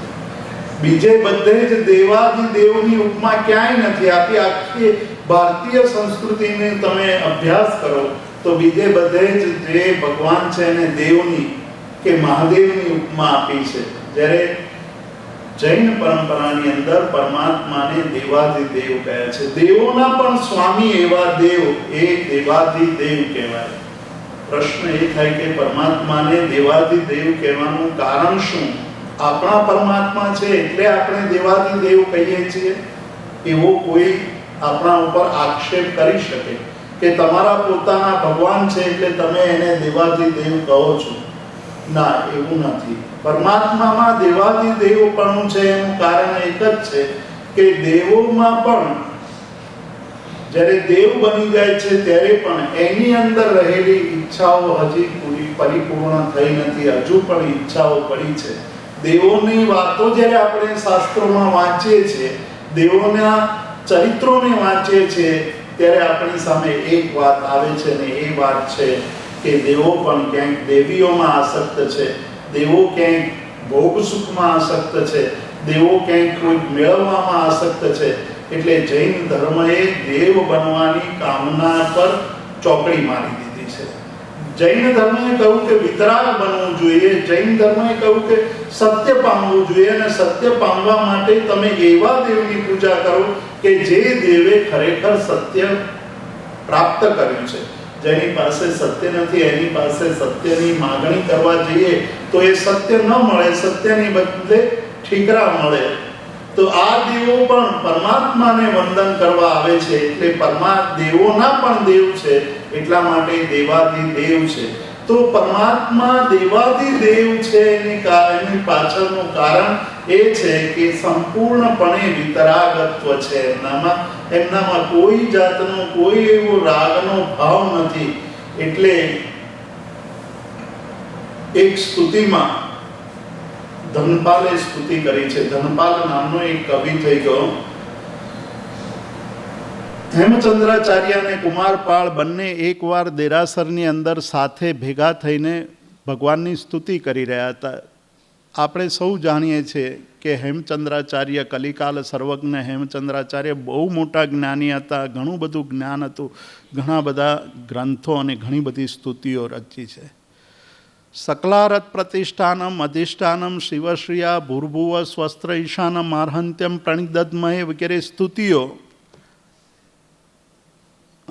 હેમચંદ્રાચાર્યએ રચેલી છે. એની અંદર બહુ ઊંચા ભાવ છે. પણ આજે દેરાસરની અંદર કુમારપાળ અને હેમચંદ્રાચાર્ય બંને ભેગા થઈ ગયા છે ને હેમચંદ્રાચાર્ય ભગવાનની સ્તુતિ કરતા ધનપાલની સ્તુતિ દ્વારા ભગવાનની સ્તુતિ કરે છે. એટલે કુમારપાળને આશ્ચર્ય થાય છે. બહાર નીકળીને કુમારપાળ હેમચંદ્રાચાર્યને પૂછે છે કે ભગવાન, આપ સ્વયં જ્ઞાની છો, લોકો આપને કલિકાલ સર્વજ્ઞ કહે છે, આપ એટલી ઊંચી સ્તુતિઓનું નિર્માણ કરી શકો છો અને છતાંય ધનપાલની એટલે એક શ્રાવકે બનાવેલી સ્તુતિ દ્વારા ભગવાનની સ્તુતિ કરો છો એ સમજાતું નથી. કેમ? તો કહે છે કે ધનપાલની સ્તુતિમાં જે મને ભાવ આવે છે એ ભાવ મને મારી સ્તુતિમાં નથી આવતો. હું જ્યારે મારી સ્તુતિ બોલું છું ત્યારે મને એમ લાગે છે કે મેં બનાવેલી સ્તુતિથી હું ભગવાનની સ્તુતિ કરી રહ્યો છું. પણ ધનપાલની સ્તુતિથી હું પરમાત્માની સ્તુતિ કરું છું ત્યારે મને એક અદ્ભુત અંદરથી ભાવોલ્લાસ પ્રગટે છે. એ ભાવોલ્લાસ એ સ્તુતિની અંદર કહે છે કે પરમાત્મા કેવા છે? તો કહે છે કે પ્રસમ રસ નિમગ્નમ શાંત મુદ્રાભિરામમ. પ્રસમ રસ નિમગ્નમ, પરમાત્માની પ્રતિમા તમે જુઓ છો તો પ્રસમ રસ, એમની મુખ મુદ્રા ઉપર અત્યંત શાંત ભાવ. કેવો શાંત ભાવ છે? તો કહે છે કે ત્યાં કોઈ ભય નથી, ત્યાં કોઈ ડર નથી, ત્યાં કોઈ હાથમાં શસ્ત્ર નથી, બાજુમાં કોઈ સ્ત્રી નથી, માત્ર શાંત ભાવ છે. પ્રસમ રસ નિમગ્નમ શાંત મુદ્રાભિરામમ, અને અત્યંત શાંત છે. નથી એમના ભાવો ઉપર ક્યાંય કોઈના પ્રત્યે રાગ નથી, કોઈના પ્રત્યે દ્વેષ.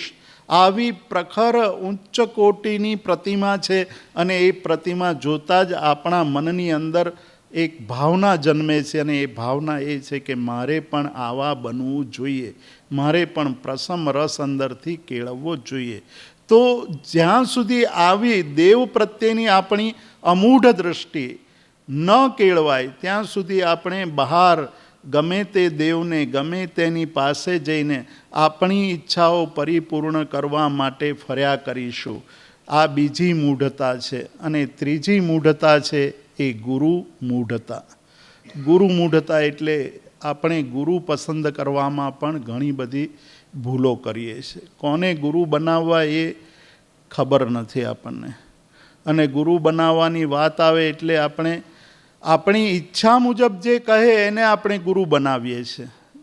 આપણે 2-4 ગુરુ પાસે જઈએ અને એમાંના કોઈ ગુરુ આપણને આપણી ગમતી વાત કરે તો એને આપણે ગુરુ બનાવી દઈએ છીએ. અને આજકાલ તો ગુરુઓનો રાફડો ફાટ્યો છે. ટીવી ચેનલ ઉપર એટલા બધા ગુરુઓ આવે છે, એટલા બધા ગુરુઓ આવે છે, આસ્થા, સંસ્કાર, આ બધી ચેનલોમાં. એટલે એ આસ્થા ચેનલ કે સંસ્કાર ચેનલ કરતાં બાવા ચેનલ છે બધી, બાવાઓની ચેનલ. આપણે વિવેક નથી કરતા કે ગુરુ કોને બનાવવા. ગુરુ જે પંચ મહાવ્રત ધારી છે. જ્યારે આપણે પંચેન્દ્રિય સૂત્ર બોલીએ છીએ ત્યારે કહીએ છીએ કે પંચેન્દ્રિય સંવરણો, 5 ઇન્દ્રિયો ઉપર જેમણે પોતાની 5 ઇન્દ્રિયો ઉપર સંપૂર્ણ પ્રભુત્વ પ્રાપ્ત કરી લીધું છે. 4 કષાયોથી મુક્ત છે. ક્રોધ, માન, માયા અને લોભથી મુક્ત છે. પંચેન્દ્રિય સંવરણો તહ નવ વિહ બંભચેર ગુત્તિધરો 24 કસાય મૂકો ઈય 18 ગુણેહીન સંજુત પંચ મહવ્વય ધારા. 5 મહાવ્રતને ધારણ કરનાર છે. પંચ સમિયોથી ગુપ્તો, 5 સમિતિ અને 3 ગુપ્તિથી ગુપ્ત છે. આવી જેમનામાં સાધના છે, આવું જેનામાં છે એને જ્યારે ગુરુ બનાવીએ. નહીં તો ગુરુ બનાવવામાં ઘણા બધા ભૂલ કરી બેસે છે. અને જેને સભામાં ઘણા બધા લોકો ભેગા થતા હોય એને આપણે સૌથી વધુ પ્રભાવશાળી માનીએ છીએ. આપણે પ્રભાવશાળી માનવાનો, વિદ્વાન માનવાનો અને સૌથી શ્રેષ્ઠ માનવાનો આપણો ક્રાઇટેરિયા અથવા આપણા પેરામીટર્સ કયા છે? મૂઢતાના પેરામીટર્સ છે. એટલે 300 વર્ષ પહેલાં, આજની વાત છોડી દો, 300 વર્ષ પહેલાં યશો વિજયજીએ સવાસો ગાથાનું એક સ્તવન રચ્યું છે. એ સ્તવનની અંદર કહ્યું કે ધૂમ ધામે ધમાધમ ચલી રે, જ્ઞાન માર્ગ રહ્યો અતિ દૂર રે. કે આખા જગતમાં જ્યાં ધૂમધામ છે, જ્યાં ઢોલ નગારા વાગે છે, જ્યાં ઘણી બધી ધામધૂમ છે, ત્યાં ધર્મ છે એવું માનવા લાગીએ છીએ. ત્યાં જ્ઞાન તો હોતું જ નથી. જ્ઞાન માર્ગ રહ્યો દૂર રે, દોકડે કુગુરુને મૂલવે. ગુરુ કુગુરુ છે અને એને મૂલવે છે શેના આધારે? તો કહે છે કે દોકડાથી. દોકડાથી એટલે પૈસાથી. એટલે જેની પાસે સૌથી વધુ બોલી બોલાઈ એ શ્રેષ્ઠ ગુરુ. ઓછી બોલાઈ તો પ્રભાવશાળી નહીં. આવા જે પેરામીટર્સ છે એ પેરામીટર્સને કારણે આપણે સુગુરુને ઓળખી શકતા નથી. સુગુરુ પામવા માટે અંદરથી ધગશ, અંદરથી તલપ, અંદરથી એવી ભાવના હોવી જોઈએ કે મારે સુગુરુ પામવા છે અને એના માર્ગદર્શન હેઠળ મારે કાર્ય કરવું છે. સુગુરુ એકવાર પ્રાપ્ત થઈ જાય તો એ સુગુરુના પ્રભાવથી જીવન ધન્ય બને છે. ત્યારે એની જે વાત હોય છે તે આપણા કલ્યાણ માટેની હોય છે. એ આપણા જીવનને બાંધી દેનારી નથી હોતી, આપણી પાસેથી કંઈ લેવા માટેની નથી હોતી. આગળ જતાં યશો વિજયજી એટલે સુધી કહે છે કે આવા જે કુગુરુ છે એ કુગુરુ પોતાની નજીક આવેલા ભોળાજનોને ભૂલવી દે છે. ભોળાજનો જેને ખબર નથી કે માર્ગ શું છે, રસ્તો શું છે, એને આવીને ભોળવે છે. એક ગુરુ પાસે હંમેશા લાંબી કતારો લાગતી હતી. લોકોમાં એવી વાયકા હતી કે એની પાસે જેટલું આપણે મૂકીએ એનાથી 100 ગણું પ્રાપ્ત થાય. એટલે એક લોકો આવે 1-2 રૂપિયા મૂકે, 5 રૂપિયા મૂકે, 10 રૂપિયા મૂકે, થાળીમાં ઢગલો થઈ જાય. એક દિવસ એક માણસે આ જોયું, ગરીબ હતો. એ ગરીબ માણસે આ જોયું અને એને થયું કે મારે કંઈક હવે ધનવાન થવું છે તો હું કંઈક મૂકું. એની પાસે પૈસા તો હતા નહીં એટલે એના મિત્ર પાસે ગયો અને મિત્રને કહે છે કે ભાઈ એક ચાંદીનો સિક્કો આપ.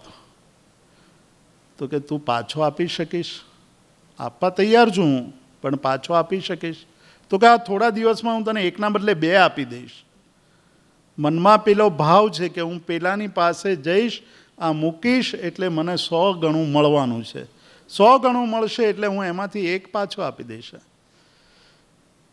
એના બદલે 1 વધુ આપીશ એટલે મારી પાસે 98 તો રહેશે જ. આમ કરીને ઉધારના ઉછીના લઈ આવીને એક સોનાનો સિક્કો લાવી અને પેલા ગુરુ પાસે આવે છે અને બધા ચાલ્યા ગયા પછી એ પેલો સિક્કો મૂકે છે અને વંદન કરે છે. એટલે પેલો પૂછે છે કે ભાઈ કેમ આટલા મોડા કેમ આવ્યા તમે, શું છે? તો કે આજે હું એક આ ચાંદીના સિક્કાથી તમારું બહુમાન કરવા આવ્યો છું, તમારી ભક્તિ કરવા આવ્યો છું, તમારું આજે મારે પૂજન કરવું છે. તો કે શાના માટે? તો કે એવું સાંભળ્યું છે કે તમારું પૂજન કરીએ જેનાથી એનાથી 100 ગણી વસ્તુ મળે.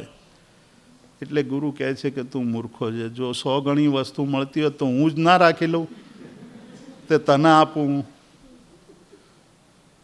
આપણે લાલચ કરીએ છીએ એટલે અખો કહે છે કે ગુરુ અને શિષ્ય બંને, લોભી ગુરુ અને લાલચુ ચેલો, એ બંને બેઠ લોહે કી નાવ, એ લોઢાની નાવમાં બેસીને નદી પાર કરવાની કોશિશ કરે છે એટલે બંને ડૂબે છે. લોઢાની નાવની અંદર બેઠેલા ડૂબે છે. એવી રીતે આપણે સમ્યક ગુરુની ખોજ કરતા નથી. સાચા ગુરુની, સુગુરુની ખોજ કરીને જો એનું માર્ગદર્શન મેળવીએ, સદગુરુની નિશ્રા પ્રાપ્ત કરીએ તો આપણું કલ્યાણ થયા વગર રહે નહીં. એટલે ગુરુની નિશ્રા પ્રાપ્ત થાય અને ગુરુ જે આદેશ આપે એ ગુરુના આદેશમાં આપણને શ્રદ્ધા બેસે તો એ શ્રદ્ધાથી આપણું કલ્યાણ થાય છે. શાસ્ત્રમાં એક દ્રષ્ટાંત આવે છે અને એ દ્રષ્ટાંત બહુ માર્મિક છે. માસ્તુષ ઋષિનો કે એવો જડ ભરત જેવો એક શિષ્ય છે, એની પાસે બીજી કાંઈ બુદ્ધિ નથી. એને ખબર પડી છે કે આ સદગુરુ છે, કે એની પાસે ગયો અને એની પાસે દીક્ષા લીધી છે, વર્ષો સુધી ભણે છે પણ ચડતું નથી. ત્યારે એ ગુરુ છેવટે એને કહે છે કે તારે ખરેખર જો કંઈક પામવું હોય તો હવે હું તને એક સૂત્ર આપું છું, એ સૂત્ર તું શીખી લે. એ સૂત્ર એને શીખવાડે છે, પણ એ પણ શીખીને પોતાના આસન સુધી જાય છે ને ભૂલી જાય છે. એને શીખવાડ્યું છે કે મા ઋષ મા તુષ, જીવનમાં તું કોઈના પ્રત્યે આસક્ત નહીં થઈ જતો અને જીવનમાં તું કોઈના ઉપર ક્રોધ નહીં કરતો. આ 2 જ વસ્તુ શીખવાડી. આ મા ઋષ અને મા તુષ એનો અર્થ સમજાવે છે. અર્થ સ્થિર થઈ ગયો, સૂત્ર ભૂલાઈ ગયું, પોતાના આસન સુધી પહોંચે છે અને સૂત્ર ભૂલાઈ જાય છે. એટલું જ યાદ રહે છે, મા ઋષ મા તુષ, માસ્તુષ. મા ઋષ મા તુષમાંથી માસ્તુષ એટલું જ યાદ રહે છે. એટલે માસ્તુષ માસ્તુષ પણ બોલતી વખતે અર્થ યાદ રાખે છે અને એ અર્થનું સ્મરણ કરતાં કરતાં પોતે રાગ અને દ્વેષ છોડતો જાય છે. અને છોડતો જાય છે એટલે એને સત્ય પ્રાપ્ત થાય છે કે જીવનમાં કોઈના ઉપર મારે અતિશય આસક્ત નથી થઈ જવાનું, એટલે એની સાથે એકદમ જોડાઈ જવાનું નથી, એટેચ નથી થઈ જવાનું. એવી રીતે મારે કોઈની પ્રત્યે ગુસ્સો નથી કરવાનો, ક્રોધ નથી કરવાનો, મારે કોઈના ઉપર રોષ નથી કરવાનો. આ રોષ ન કરવો અને તોષ ન કરવો, આ 2 વસ્તુ જ એને સમજાઈ. એટલે સદગુરુના શરણમાં જવાથી સદગુરુ જે કહે છે એ સદગુરુના શરણનું આચરણ કરવાથી આપણા જીવનની અંદર સન્માર્ગ પ્રાપ્ત થાય છે, સત્ય પ્રાપ્ત થાય છે. એટલે સદગુરુનું શરણ સ્વીકારવાનું છે. આ 3 મૂઢતા, એ 3 મૂઢતા જો હોય તો આપણે સત્ય પામી શકતા નથી. એટલે લોકમૂઢતા, લોકોને ગાડરિયા પ્રવાહની જેમ આપણે જીવ્યા કરતા હોઈએ તો સત્ય મળતું નથી. ગમે તેને દેવ તરીકે સ્વીકારી લેવાથી કે ગમે તેને ગુરુ તરીકે સ્વીકારી લેવાથી સત્ય પ્રાપ્ત થતું નથી. આ ચોથો ગુણ છે સત્ય પ્રાપ્ત કરવાનો, કે અમૂઢ દ્રષ્ટિ. આપણી દ્રષ્ટિ એટલી વિશાળ હોવી જોઈએ, પરીક્ષણ કરી શકીએ એવી દ્રષ્ટિ હોવી જોઈએ. પરીક્ષણ ન કરી શકીએ તો સદગુરુને શોધવા જોઈએ, સુદેવને શોધવા જોઈએ અને લોક પ્રવાહમાંથી અલગ થઈને પોતાનું સત્ય, પોતાને જે સાચું લાગે તે કરવાની કોશિશ કરવી જોઈએ. પાંચમો ગુણ કયો છે? ઉપગુહન. ઉપગુહન એટલે છુપાવવું. હવે આગળ નિર્વી ચિકિત્સામાં એમ કહું હતું કે છુપાવવું નહીં, અને હવે અહીંયા કહે છે કે છુપાવવું. તો શું છુપાવવું? જીવનમાં કઈ વસ્તુ છુપાવવા જેવી છે? તો કહે છે કે બીજાનો દોષ છુપાવતા શીખો. બીજો માણસ કંઈક ભૂલ કરે છે તો એને છાપે ચડાવો નહીં, એને જાહેર કરો નહીં. લોકોની વચ્ચે એને જાહેર કરીને એમ ન કહો કે આણે તો આવી ભૂલો કરી છે, આવી ભૂલો કરી છે, આવી ભૂલો. મનુષ્ય માત્ર ભૂલને પાત્ર છે. દરેક મનુષ્ય કોઈક ને કોઈક ભૂલ જીવનમાં કરતો હોય છે. એટલે પરમાત્મા એમ કહે છે કે કોઈ એવો મનુષ્ય તમને નહીં મળે કે જે મનુષ્ય નિર્દોષ હોય, દોષ વગરનો હોય. સામેવાળો વ્યક્તિ જે કાંઈ કરી રહ્યો છે એ કરવામાં એને ક્યાંય કોઈ ક્ષતિ થઈ ગઈ હોય, ક્ષતિ રહી ગઈ હોય, તો એ ક્ષતિને તમે જગજાહેર ન કરો. એની જગ્યાએ તમે એમ વિચાર કરો કે એ પરિસ્થિતિમાં હું હોઉં તો શું કરું, એ પરિસ્થિતિમાં મેં શું કર્યું હોત. અને ખરેખર તો આપણને એવું જજમેન્ટ કરવાનો પણ અધિકાર નથી, કેમ કે એની પરિસ્થિતિને આપણે જાણતા જ નથી.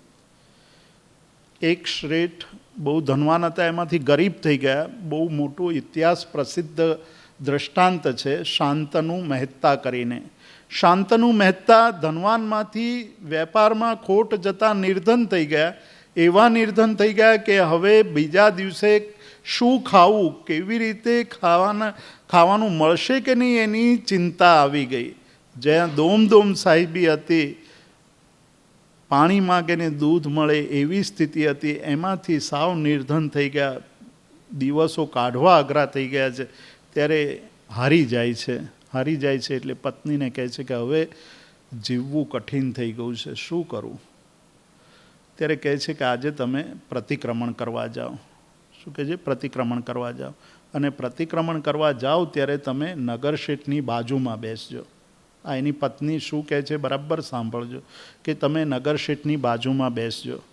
અને પ્રતિક્રમણ કરતી વખતે આપણો નિયમ છે કે શરીર પરની તમામ સામગ્રી આપણે ઉતારી દઈએ છીએ, વસ્ત્ર સિવાય કશું જ પહેરતા નથી.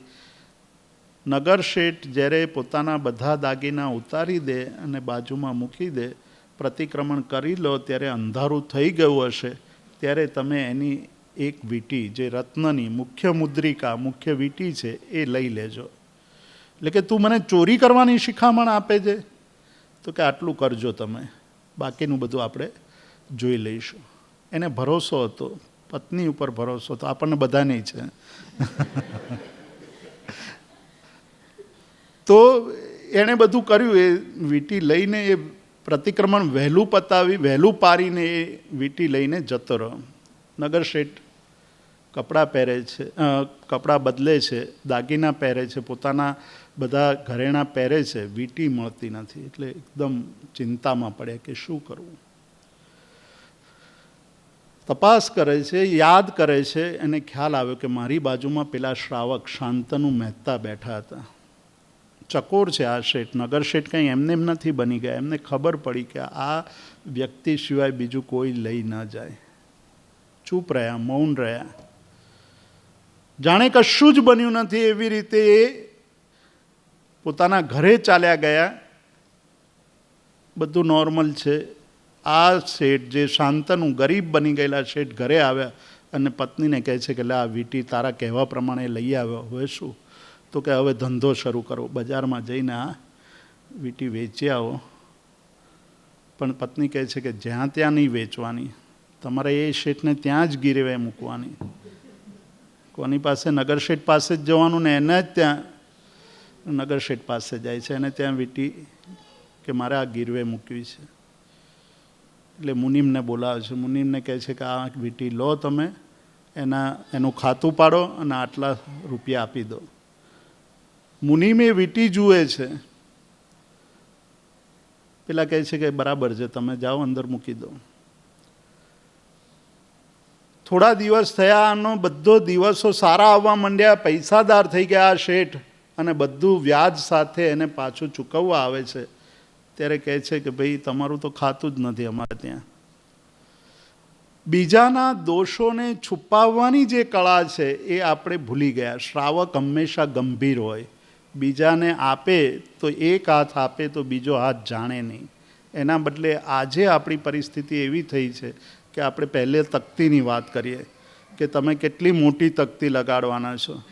એમાંય ભૂલથી જો અનુકૂળતા ન હોય ને નાની તકતી મૂકી દીધી હોય તો આપણે પાછો ઝઘડો કરીએ કે મારા પૈસા મને પાછા આપી દો. મેં તમને કહ્યું તું ને આટલી મોટી તકતી લગાડવાની, તમે લગાડી નહીં.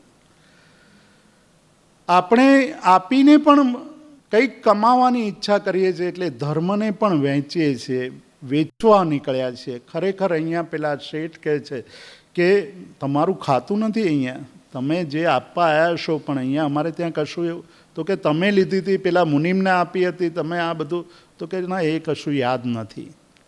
આવા શ્રાવકો હતા આપણે ત્યાં કે બીજાના દોષો છુપાવતા હતા. એટલે પરમાત્માએ કહ્યું છે કે પાપ ખરાબ છે, પાપી ખરાબ નથી. શું કહે છે? પાપી વ્યક્તિ ખરાબ નથી, પાપ ખરાબ છે. તમે જ્યારે પાપને ખરાબ માનતા થશો ત્યારે પાપથી પાછા હટશો, પણ પાપીને ખરાબ માનવા લાગશો તો પાપી પ્રત્યેના દ્વેષ ભાવથી તમે પીડાવા માંડશો. અંદર દ્વેષ ભાવ ઉત્પન્ન થશે. એટલે વ્યક્તિ ખરાબ નથી હોતો, પણ વ્યક્તિની પરિસ્થિતિ ખરાબ હોય છે.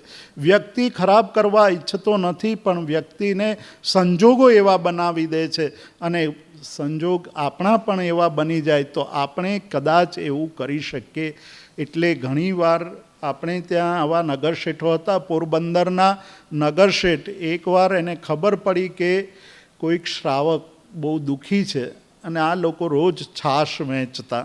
બપોર પડે એટલે છાશ ફ્રીમાં વહેંચે ત્યાં, એટલે બધા છાશ લેવા આવે. એટલે નગરશેઠે કહી રાખ્યું છે પોતાની શેઠાણીને કે આજે પેલો શ્રાવક આવે, એની પત્ની આવે ત્યારે એનો લોટો, જે છાશ લેવા લોટો આવે, એમાં વીંટી સરકાવી દેજો. તમે વીંટી સરકાવી દીધી.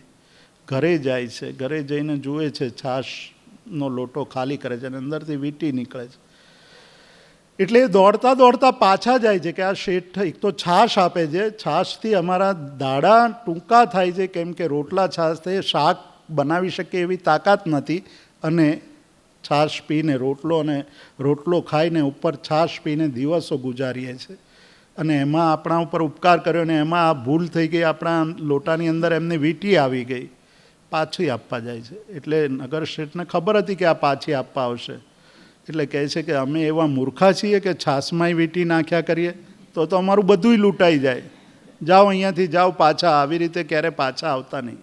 પોતે જ આપ્યું છે છતાં પણ સામેવાળી વ્યક્તિનું ગૌરવ હણાય નહીં, સામેવાળી વ્યક્તિને નાનપ ન અનુભવાય એવા ભાવથી. એટલે કીધું કે આ તો શાસ્ત્રના દ્રષ્ટાંતો નહીં, સત્ય ઘટનાઓ છે, પણ એટલી ગંભીરતા હતી. શ્રાવક બનવું એટલે ગંભીર બનવું. શ્રાવક બનવું એટલે બીજાના દોષોને છુપાવતા આવડવું જોઈએ, બીજાના દોષોને ઉઘાડા ન પાડવા જોઈએ. અને સાથે સાથે બીજી વાત કરી કે પોતાના ગુણોને ઢાંકવા જોઈએ. આપણે સૌ એ કરીએ છીએ, નાનું એવું કામ કરીએ અને મોટામાં મોટો લાભ લેવા ઈચ્છીએ છીએ. એક નાનું બીજ વાવીએ છીએ અને એમાંથી આપણે હજારો ફળની એ જ વખતે અપેક્ષા રાખીએ છીએ કે મને અત્યારે ને અત્યારે ફળ મળી જાય. એક નાનું કામ કરીએ અને આખી દુનિયા એને એપ્રિશિએટ કરે એવું આપણે ઈચ્છીએ છીએ. તો કહે છે કે તમે તરત જ અહંકારી બની જશો. અહંકારી ન બનવા માટે ખાસ એટલું જ ધ્યાન રાખવાનું છે કે પોતાના ગુણોને ઢાંકતા શીખજો, બીજાના દોષોને ઢાંકતા શીખજો, પોતાના ગુણોને ઢાંકતા શીખજો. પેલા જે નિર્વિચિકિત્સા હતી એનાથી તદ્દન વિપરીત બાબત છે, પણ એટલી જ મહત્ત્વપૂર્ણ છે. જ્યારે તમે બીજાના દોષને ઢાંકતા શીખશો ત્યારે તમે સત્યથી વધુ નજીક જતા જશો. પોતાના ગુણોને ઢાંકતા શીખીશું આપણે, તો આપણને એ ખ્યાલ આવશે કે આપણે હજુ ઘણું બધું પ્રાપ્ત કરવાનું છે. આપણે હજુ આ જે ગુણ કેળવ્યો છે એના કરતાં બીજા ઘણા બધા ગુણો કેળવવાના છે. એટલે ગુણ જ્યારે કેળવવાની વાત આવે છે ત્યારે ગુણ કેળવતી વખતે, ગુણની સાધના કરતી વખતે કહ્યું છે કે હંમેશા ઊંચું જોજો, ઊંચા ગુણને જોજો અને વિચાર કરજો કે મારે હજુ ઘણું બધું કરવાનું છે. એટલે જ્યારે આપણે તપશ્ચર્યા કરીએ છીએ, જ્યારે આપણે કંઈક સાધના કરીએ છીએ, ત્યારે આપણે પરમાત્માને યાદ કરીએ છીએ કે પરમાત્મા આટલું બધું તપ કરી શકતા હતા, હજુ તો હું એની સામે એક બિંદુ જેટલું કામ કરી શક્યો છું. તો ધીરે ધીરે ઉત્સાહ અને સાર્થકતા વધશે.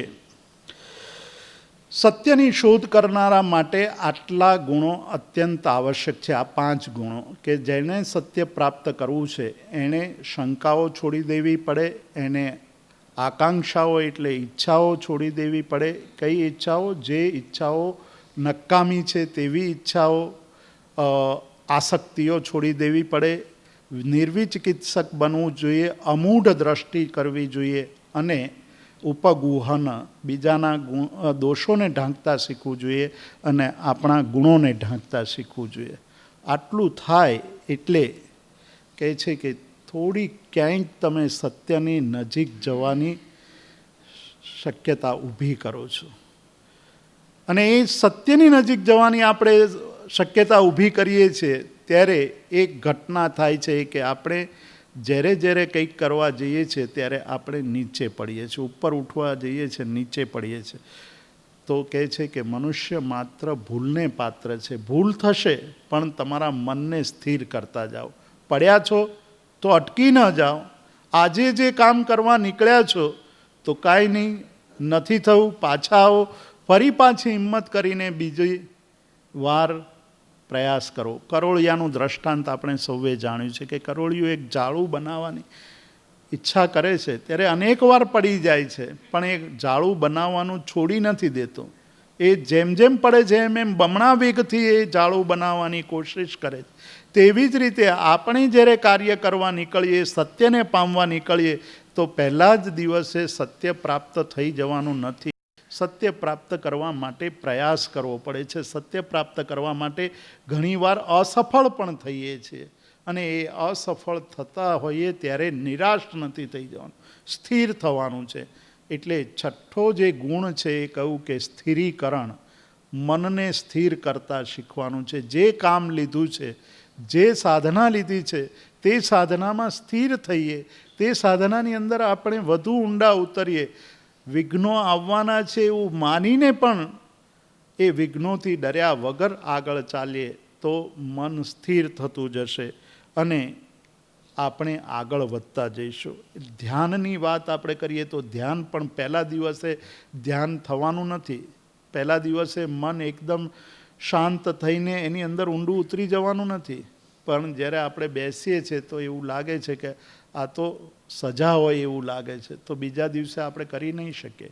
પણ જે દિવસે આપણે એવું માનીને આગળ વધીશું કે આજે ભલે કંઈક મન નથી બેઠું, સ્થિર થયું નથી, કાલે હું ફરી સ્થિર કરવાની કોશિશ કરીશ, કાલે નથી થતું તો બીજા 10 દિવસ વધુ પ્રયાસ કરીશ, એમ કરતાં કરતાં સાધના, એમ કરતાં કરતાં સત્ય પ્રાપ્ત કરવાની સાધના સ્થિર થાય છે. એ સ્થિર થયા એટલે ધ્યાન સ્થિર થયું, મન સ્થિર થયું એટલે આપણને સિદ્ધિઓ મળવા માંડે છે. સિદ્ધિઓ મળે છે એટલે આપણને કંઈક મળે છે. તો મળ્યા પછી શું કરવું? સત્ય મળી ગયું પછી જો એને તમે રાખી મૂકો, તમારી પાસે જ રાખો, તો પણ તમે અહંકારી બની શકો છો. તો પણ તમને એમ થાય છે કે મને મળી ગયું અને આ બધાને નથી મળ્યું, હું આગળ નીકળી ગયો છું, આ બધા પાછળ રહી. તો એવી માન્યતા પહેલા જ દિવસે જે સિદ્ધિ પ્રાપ્ત થઈને આવી માન્યતા મળે તો પહેલા જ દિવસે આપણે પડીએ છીએ, શિખર ઉપરથી પાછા નીચે પડીએ છીએ. હજ કરવા નીકળેલા યાત્રીઓ એક દિવસ રાત્રે બહુ જ થાક્યા છે. બધા જ હાજી એટલે હજ કરવા નીકળેલા યાત્રિકો સૂઈ જાય છે રાતની નમાજ પઢવાને બદલે. એક જ યાત્રિક નમાજ પઢે છે. સવારે ઉઠીને ગુરુને કહે છે કે આજે રાત્રે બધા સૂઈ ગયા હતા, મેં એકલાએ નમાજ પઢી. એટલે ગુરુ કહે છે કે તુંય સૂઈ ગયો હોત તો સારું થાત. એટલે કે કેમ એમ? તો કે તે આ નિંદા તો ન કરી હોત.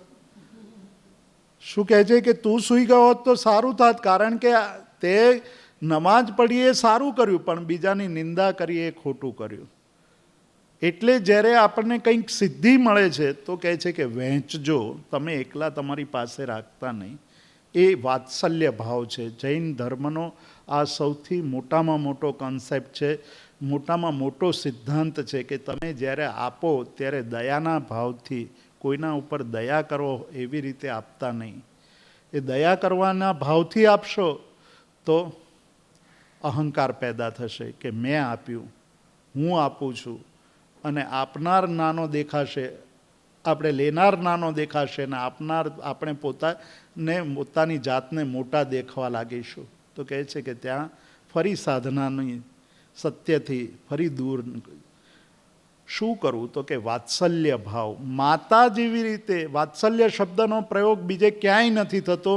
માત્ર માતા પોતાના પુત્રનું જે રીતે ભરણ પોષણ કરે છે ત્યાં માતૃવાત્સલ્ય કે પિતૃવાત્સલ્ય શબ્દનો પ્રયોગ થાય છે.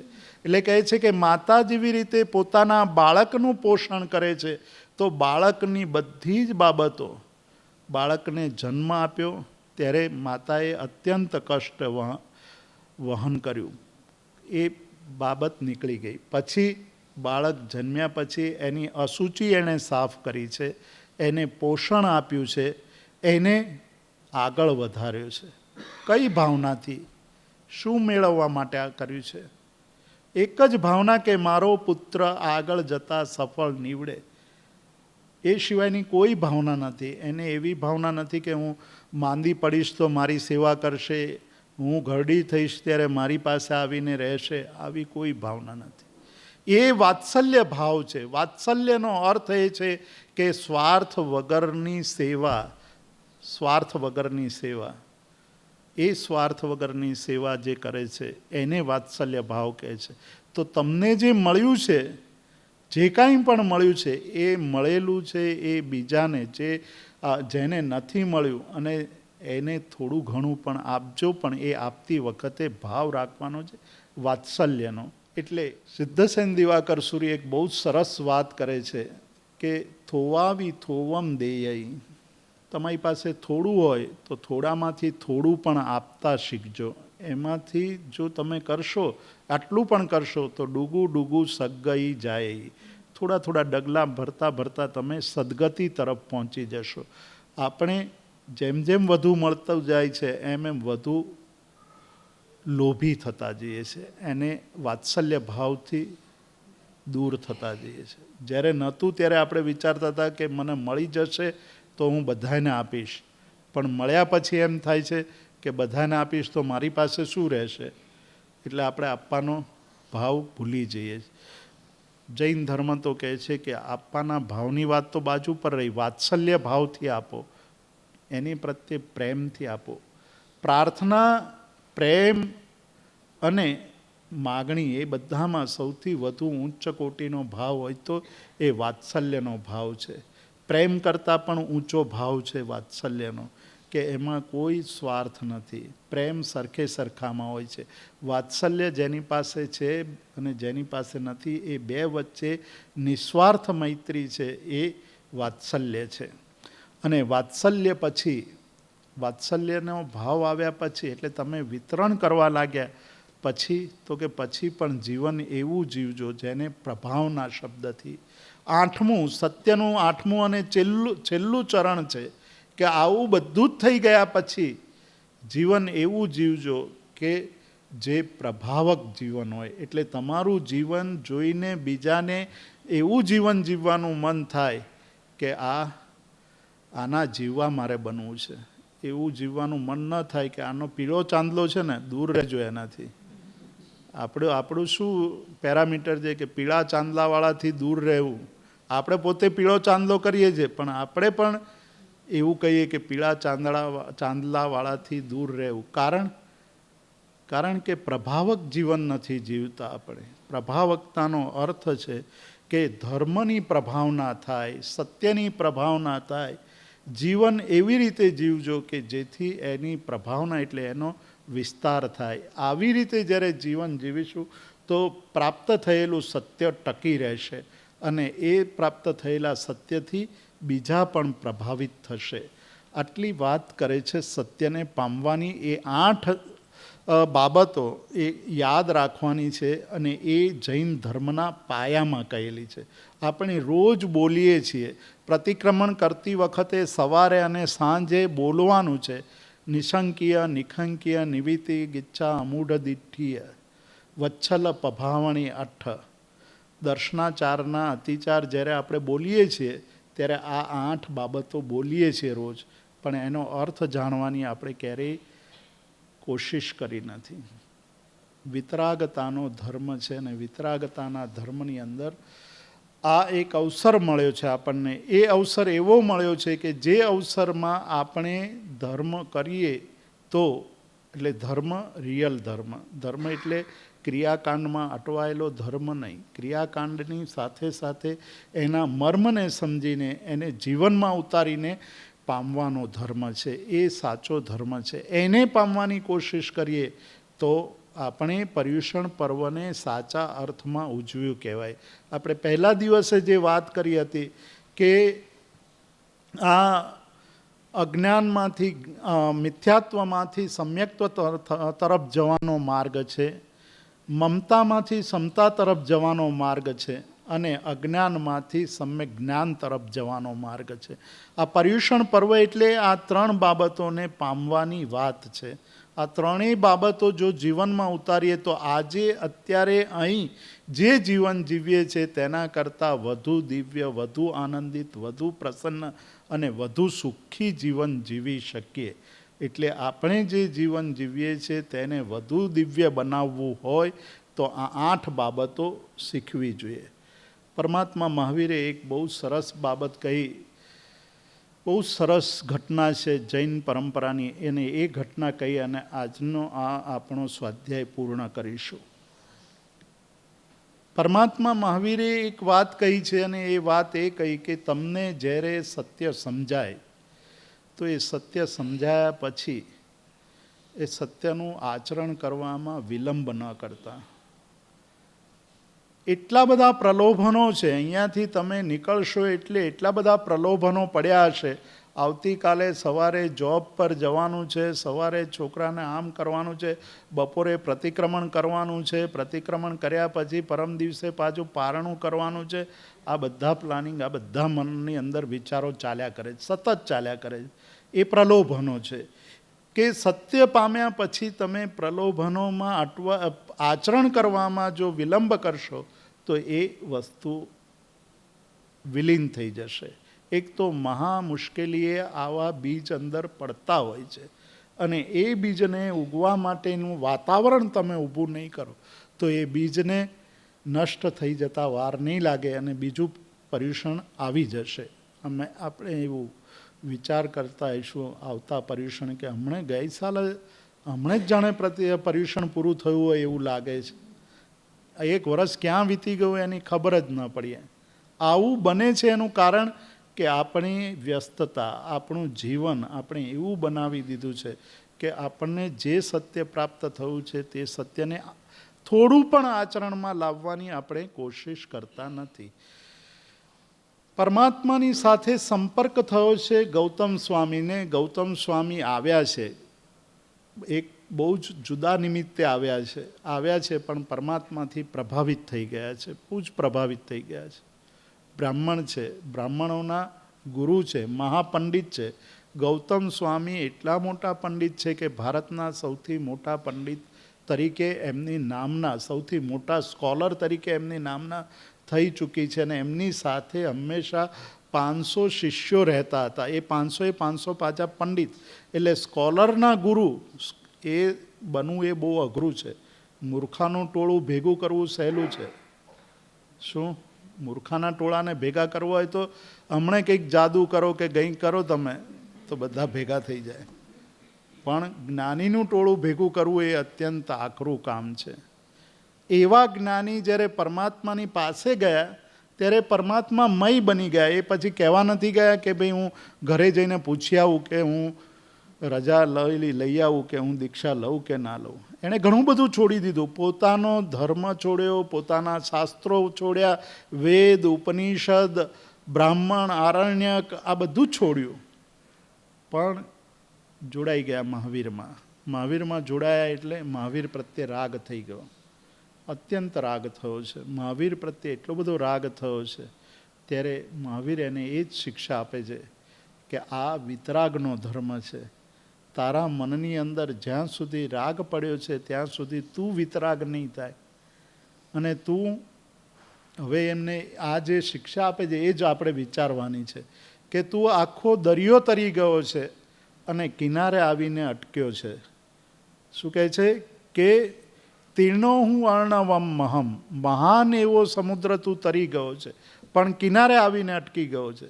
તે તારી માન્યતા છોડી દીધી, તારા શાસ્ત્રો છોડી દીધા, તારા સંબંધો છોડી દીધા અને તું વિતરાગતાનો ઉપાસક બની ગયો પણ કિનારે આવીને અટકી ગયો. તો શું કહે છે છેલ્લે? એમ કહે છે કે સમયમ ગોયમ માપમાય. હવે તું એ પ્રમાદ છોડી દે. તને જે સત્ય મળ્યું છે એ સત્યનો સ્વીકાર કરી લે. એટલે મારા પ્રત્યેનો રાગ પણ તું છોડી દે. જે દિવસે મારા પ્રત્યેનો રાગ છોડી દઈશ એ દિવસે તું પણ મારા જેવો થઈ જઈશ. આપણને અત્યારે જે ભૌતિકતાનો રાગ છે, આપણને અત્યારે જે પર પદાર્થનો રાગ છે, એના કારણે વિતરાગતા સુધી પહોંચી ગયા છે. દેરાસર અને સેન્ટર સુધી પહોંચી ગયા, અહીંયા સ્વાધ્યાય સુધી પહોંચી ગયા, પણ પરમાત્માને પામી નથી શકતા કારણ કે પેલો રાગ પડ્યો છે. તો કહે છે કે સમયમ ગોયમમાં પમાય.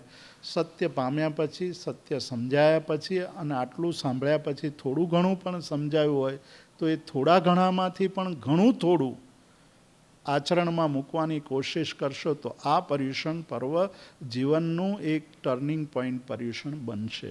આટલું કહી અને હું વિરમું છું. સર્વમંગલ માંગલ્યમ સર્વકલ્યાણ કારણમ પ્રધાનમ સર્વધર્માણમ જૈનમ જયતિ શાસનમ. નમો દુર્વાર રાગાદી વૈરિવાર નિવારિણે અર્હતે યોગિનાથાય શ્રી મહાવીરાય તાયિને. પન્નગે ચ સુરેન્દ્રે ચ કૌશિકે પાદ સંસ્પૃશી નિર્વિશેષ મનસ્કાય શ્રી મહાવીરાય તાયિને. કૃતાપરાધેપી જને કૃપામંતરતારયો ઈષદ્બાષ્પર્દયોર્ભદ્રમ શ્રીવિરજિનનેત્રયો શ્રીવિરજિનનેત્રયો.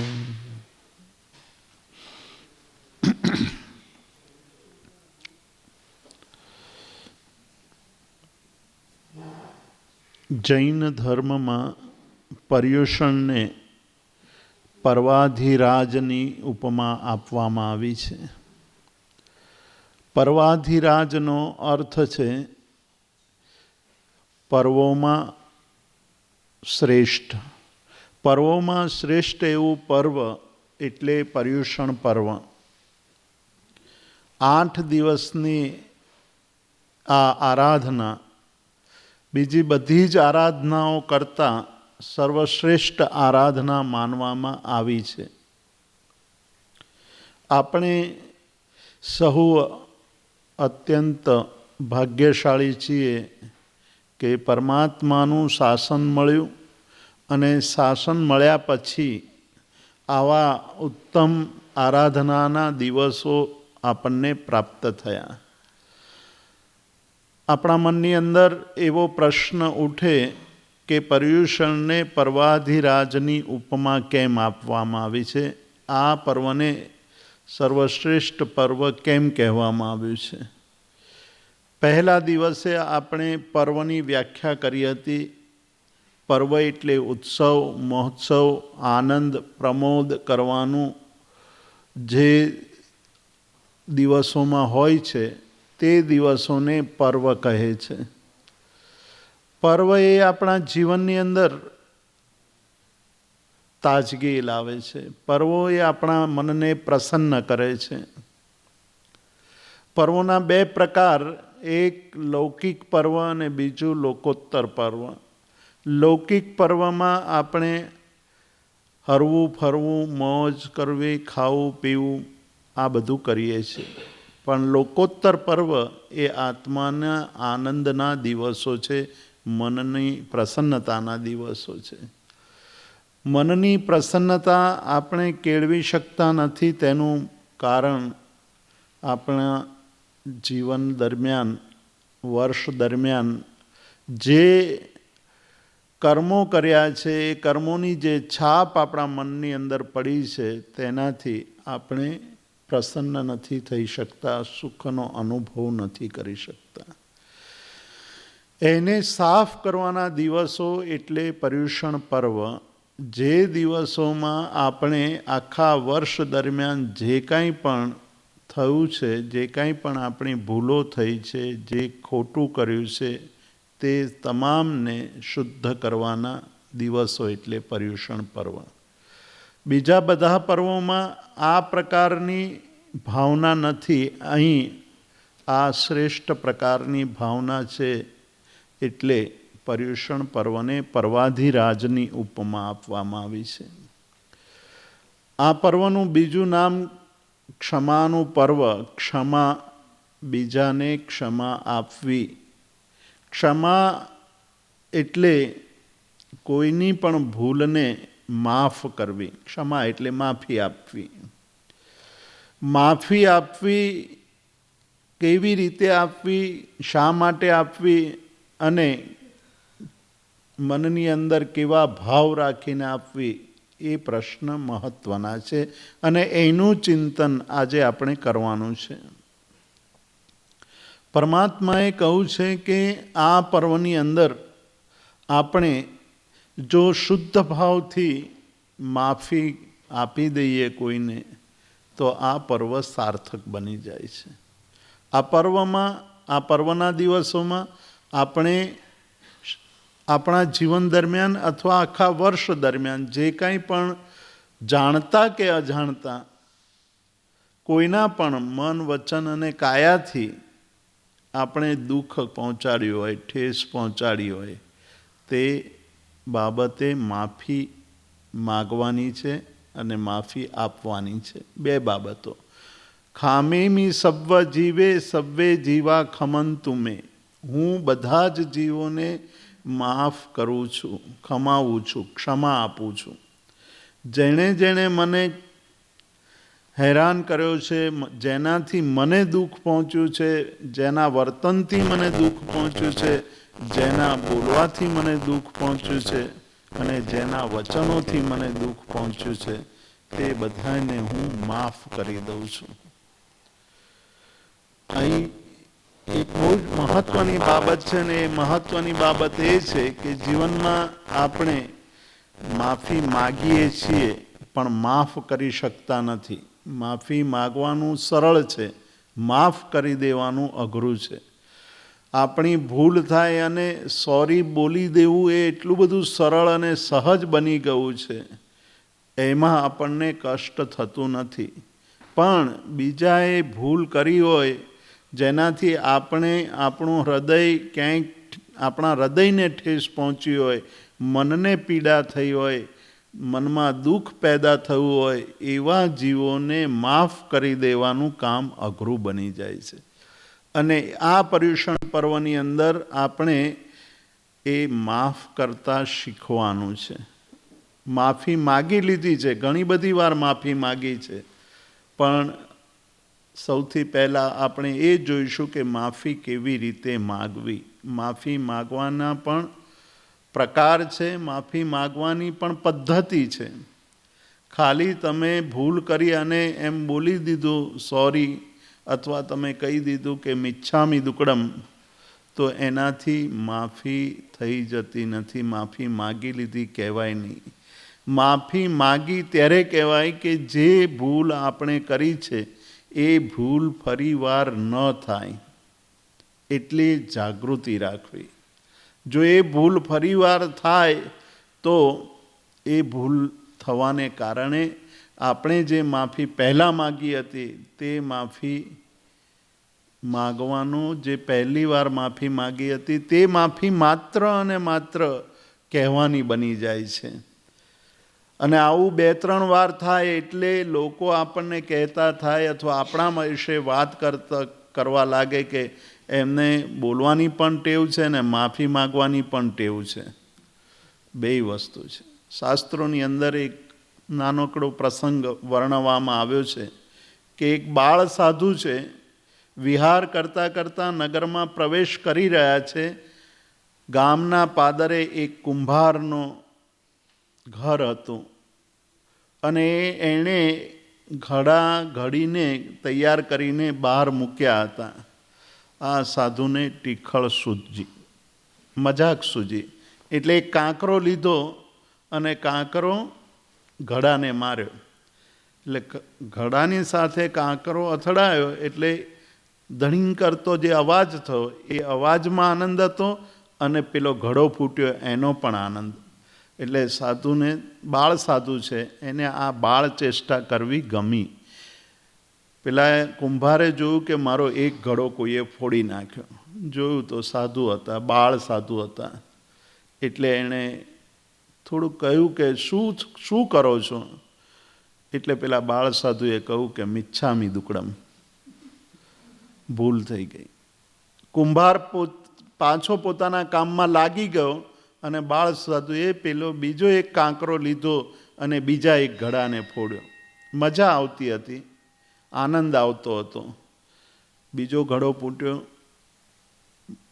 કુંભારે પેલા બાળ સાધુ સામું જોયું, થોડો ગુસ્સો આવ્યો, પણ થયું કે સાધુ છે, બાળક જેવા સાધુ છે, કશું બોલવું જોઈએ નહીં.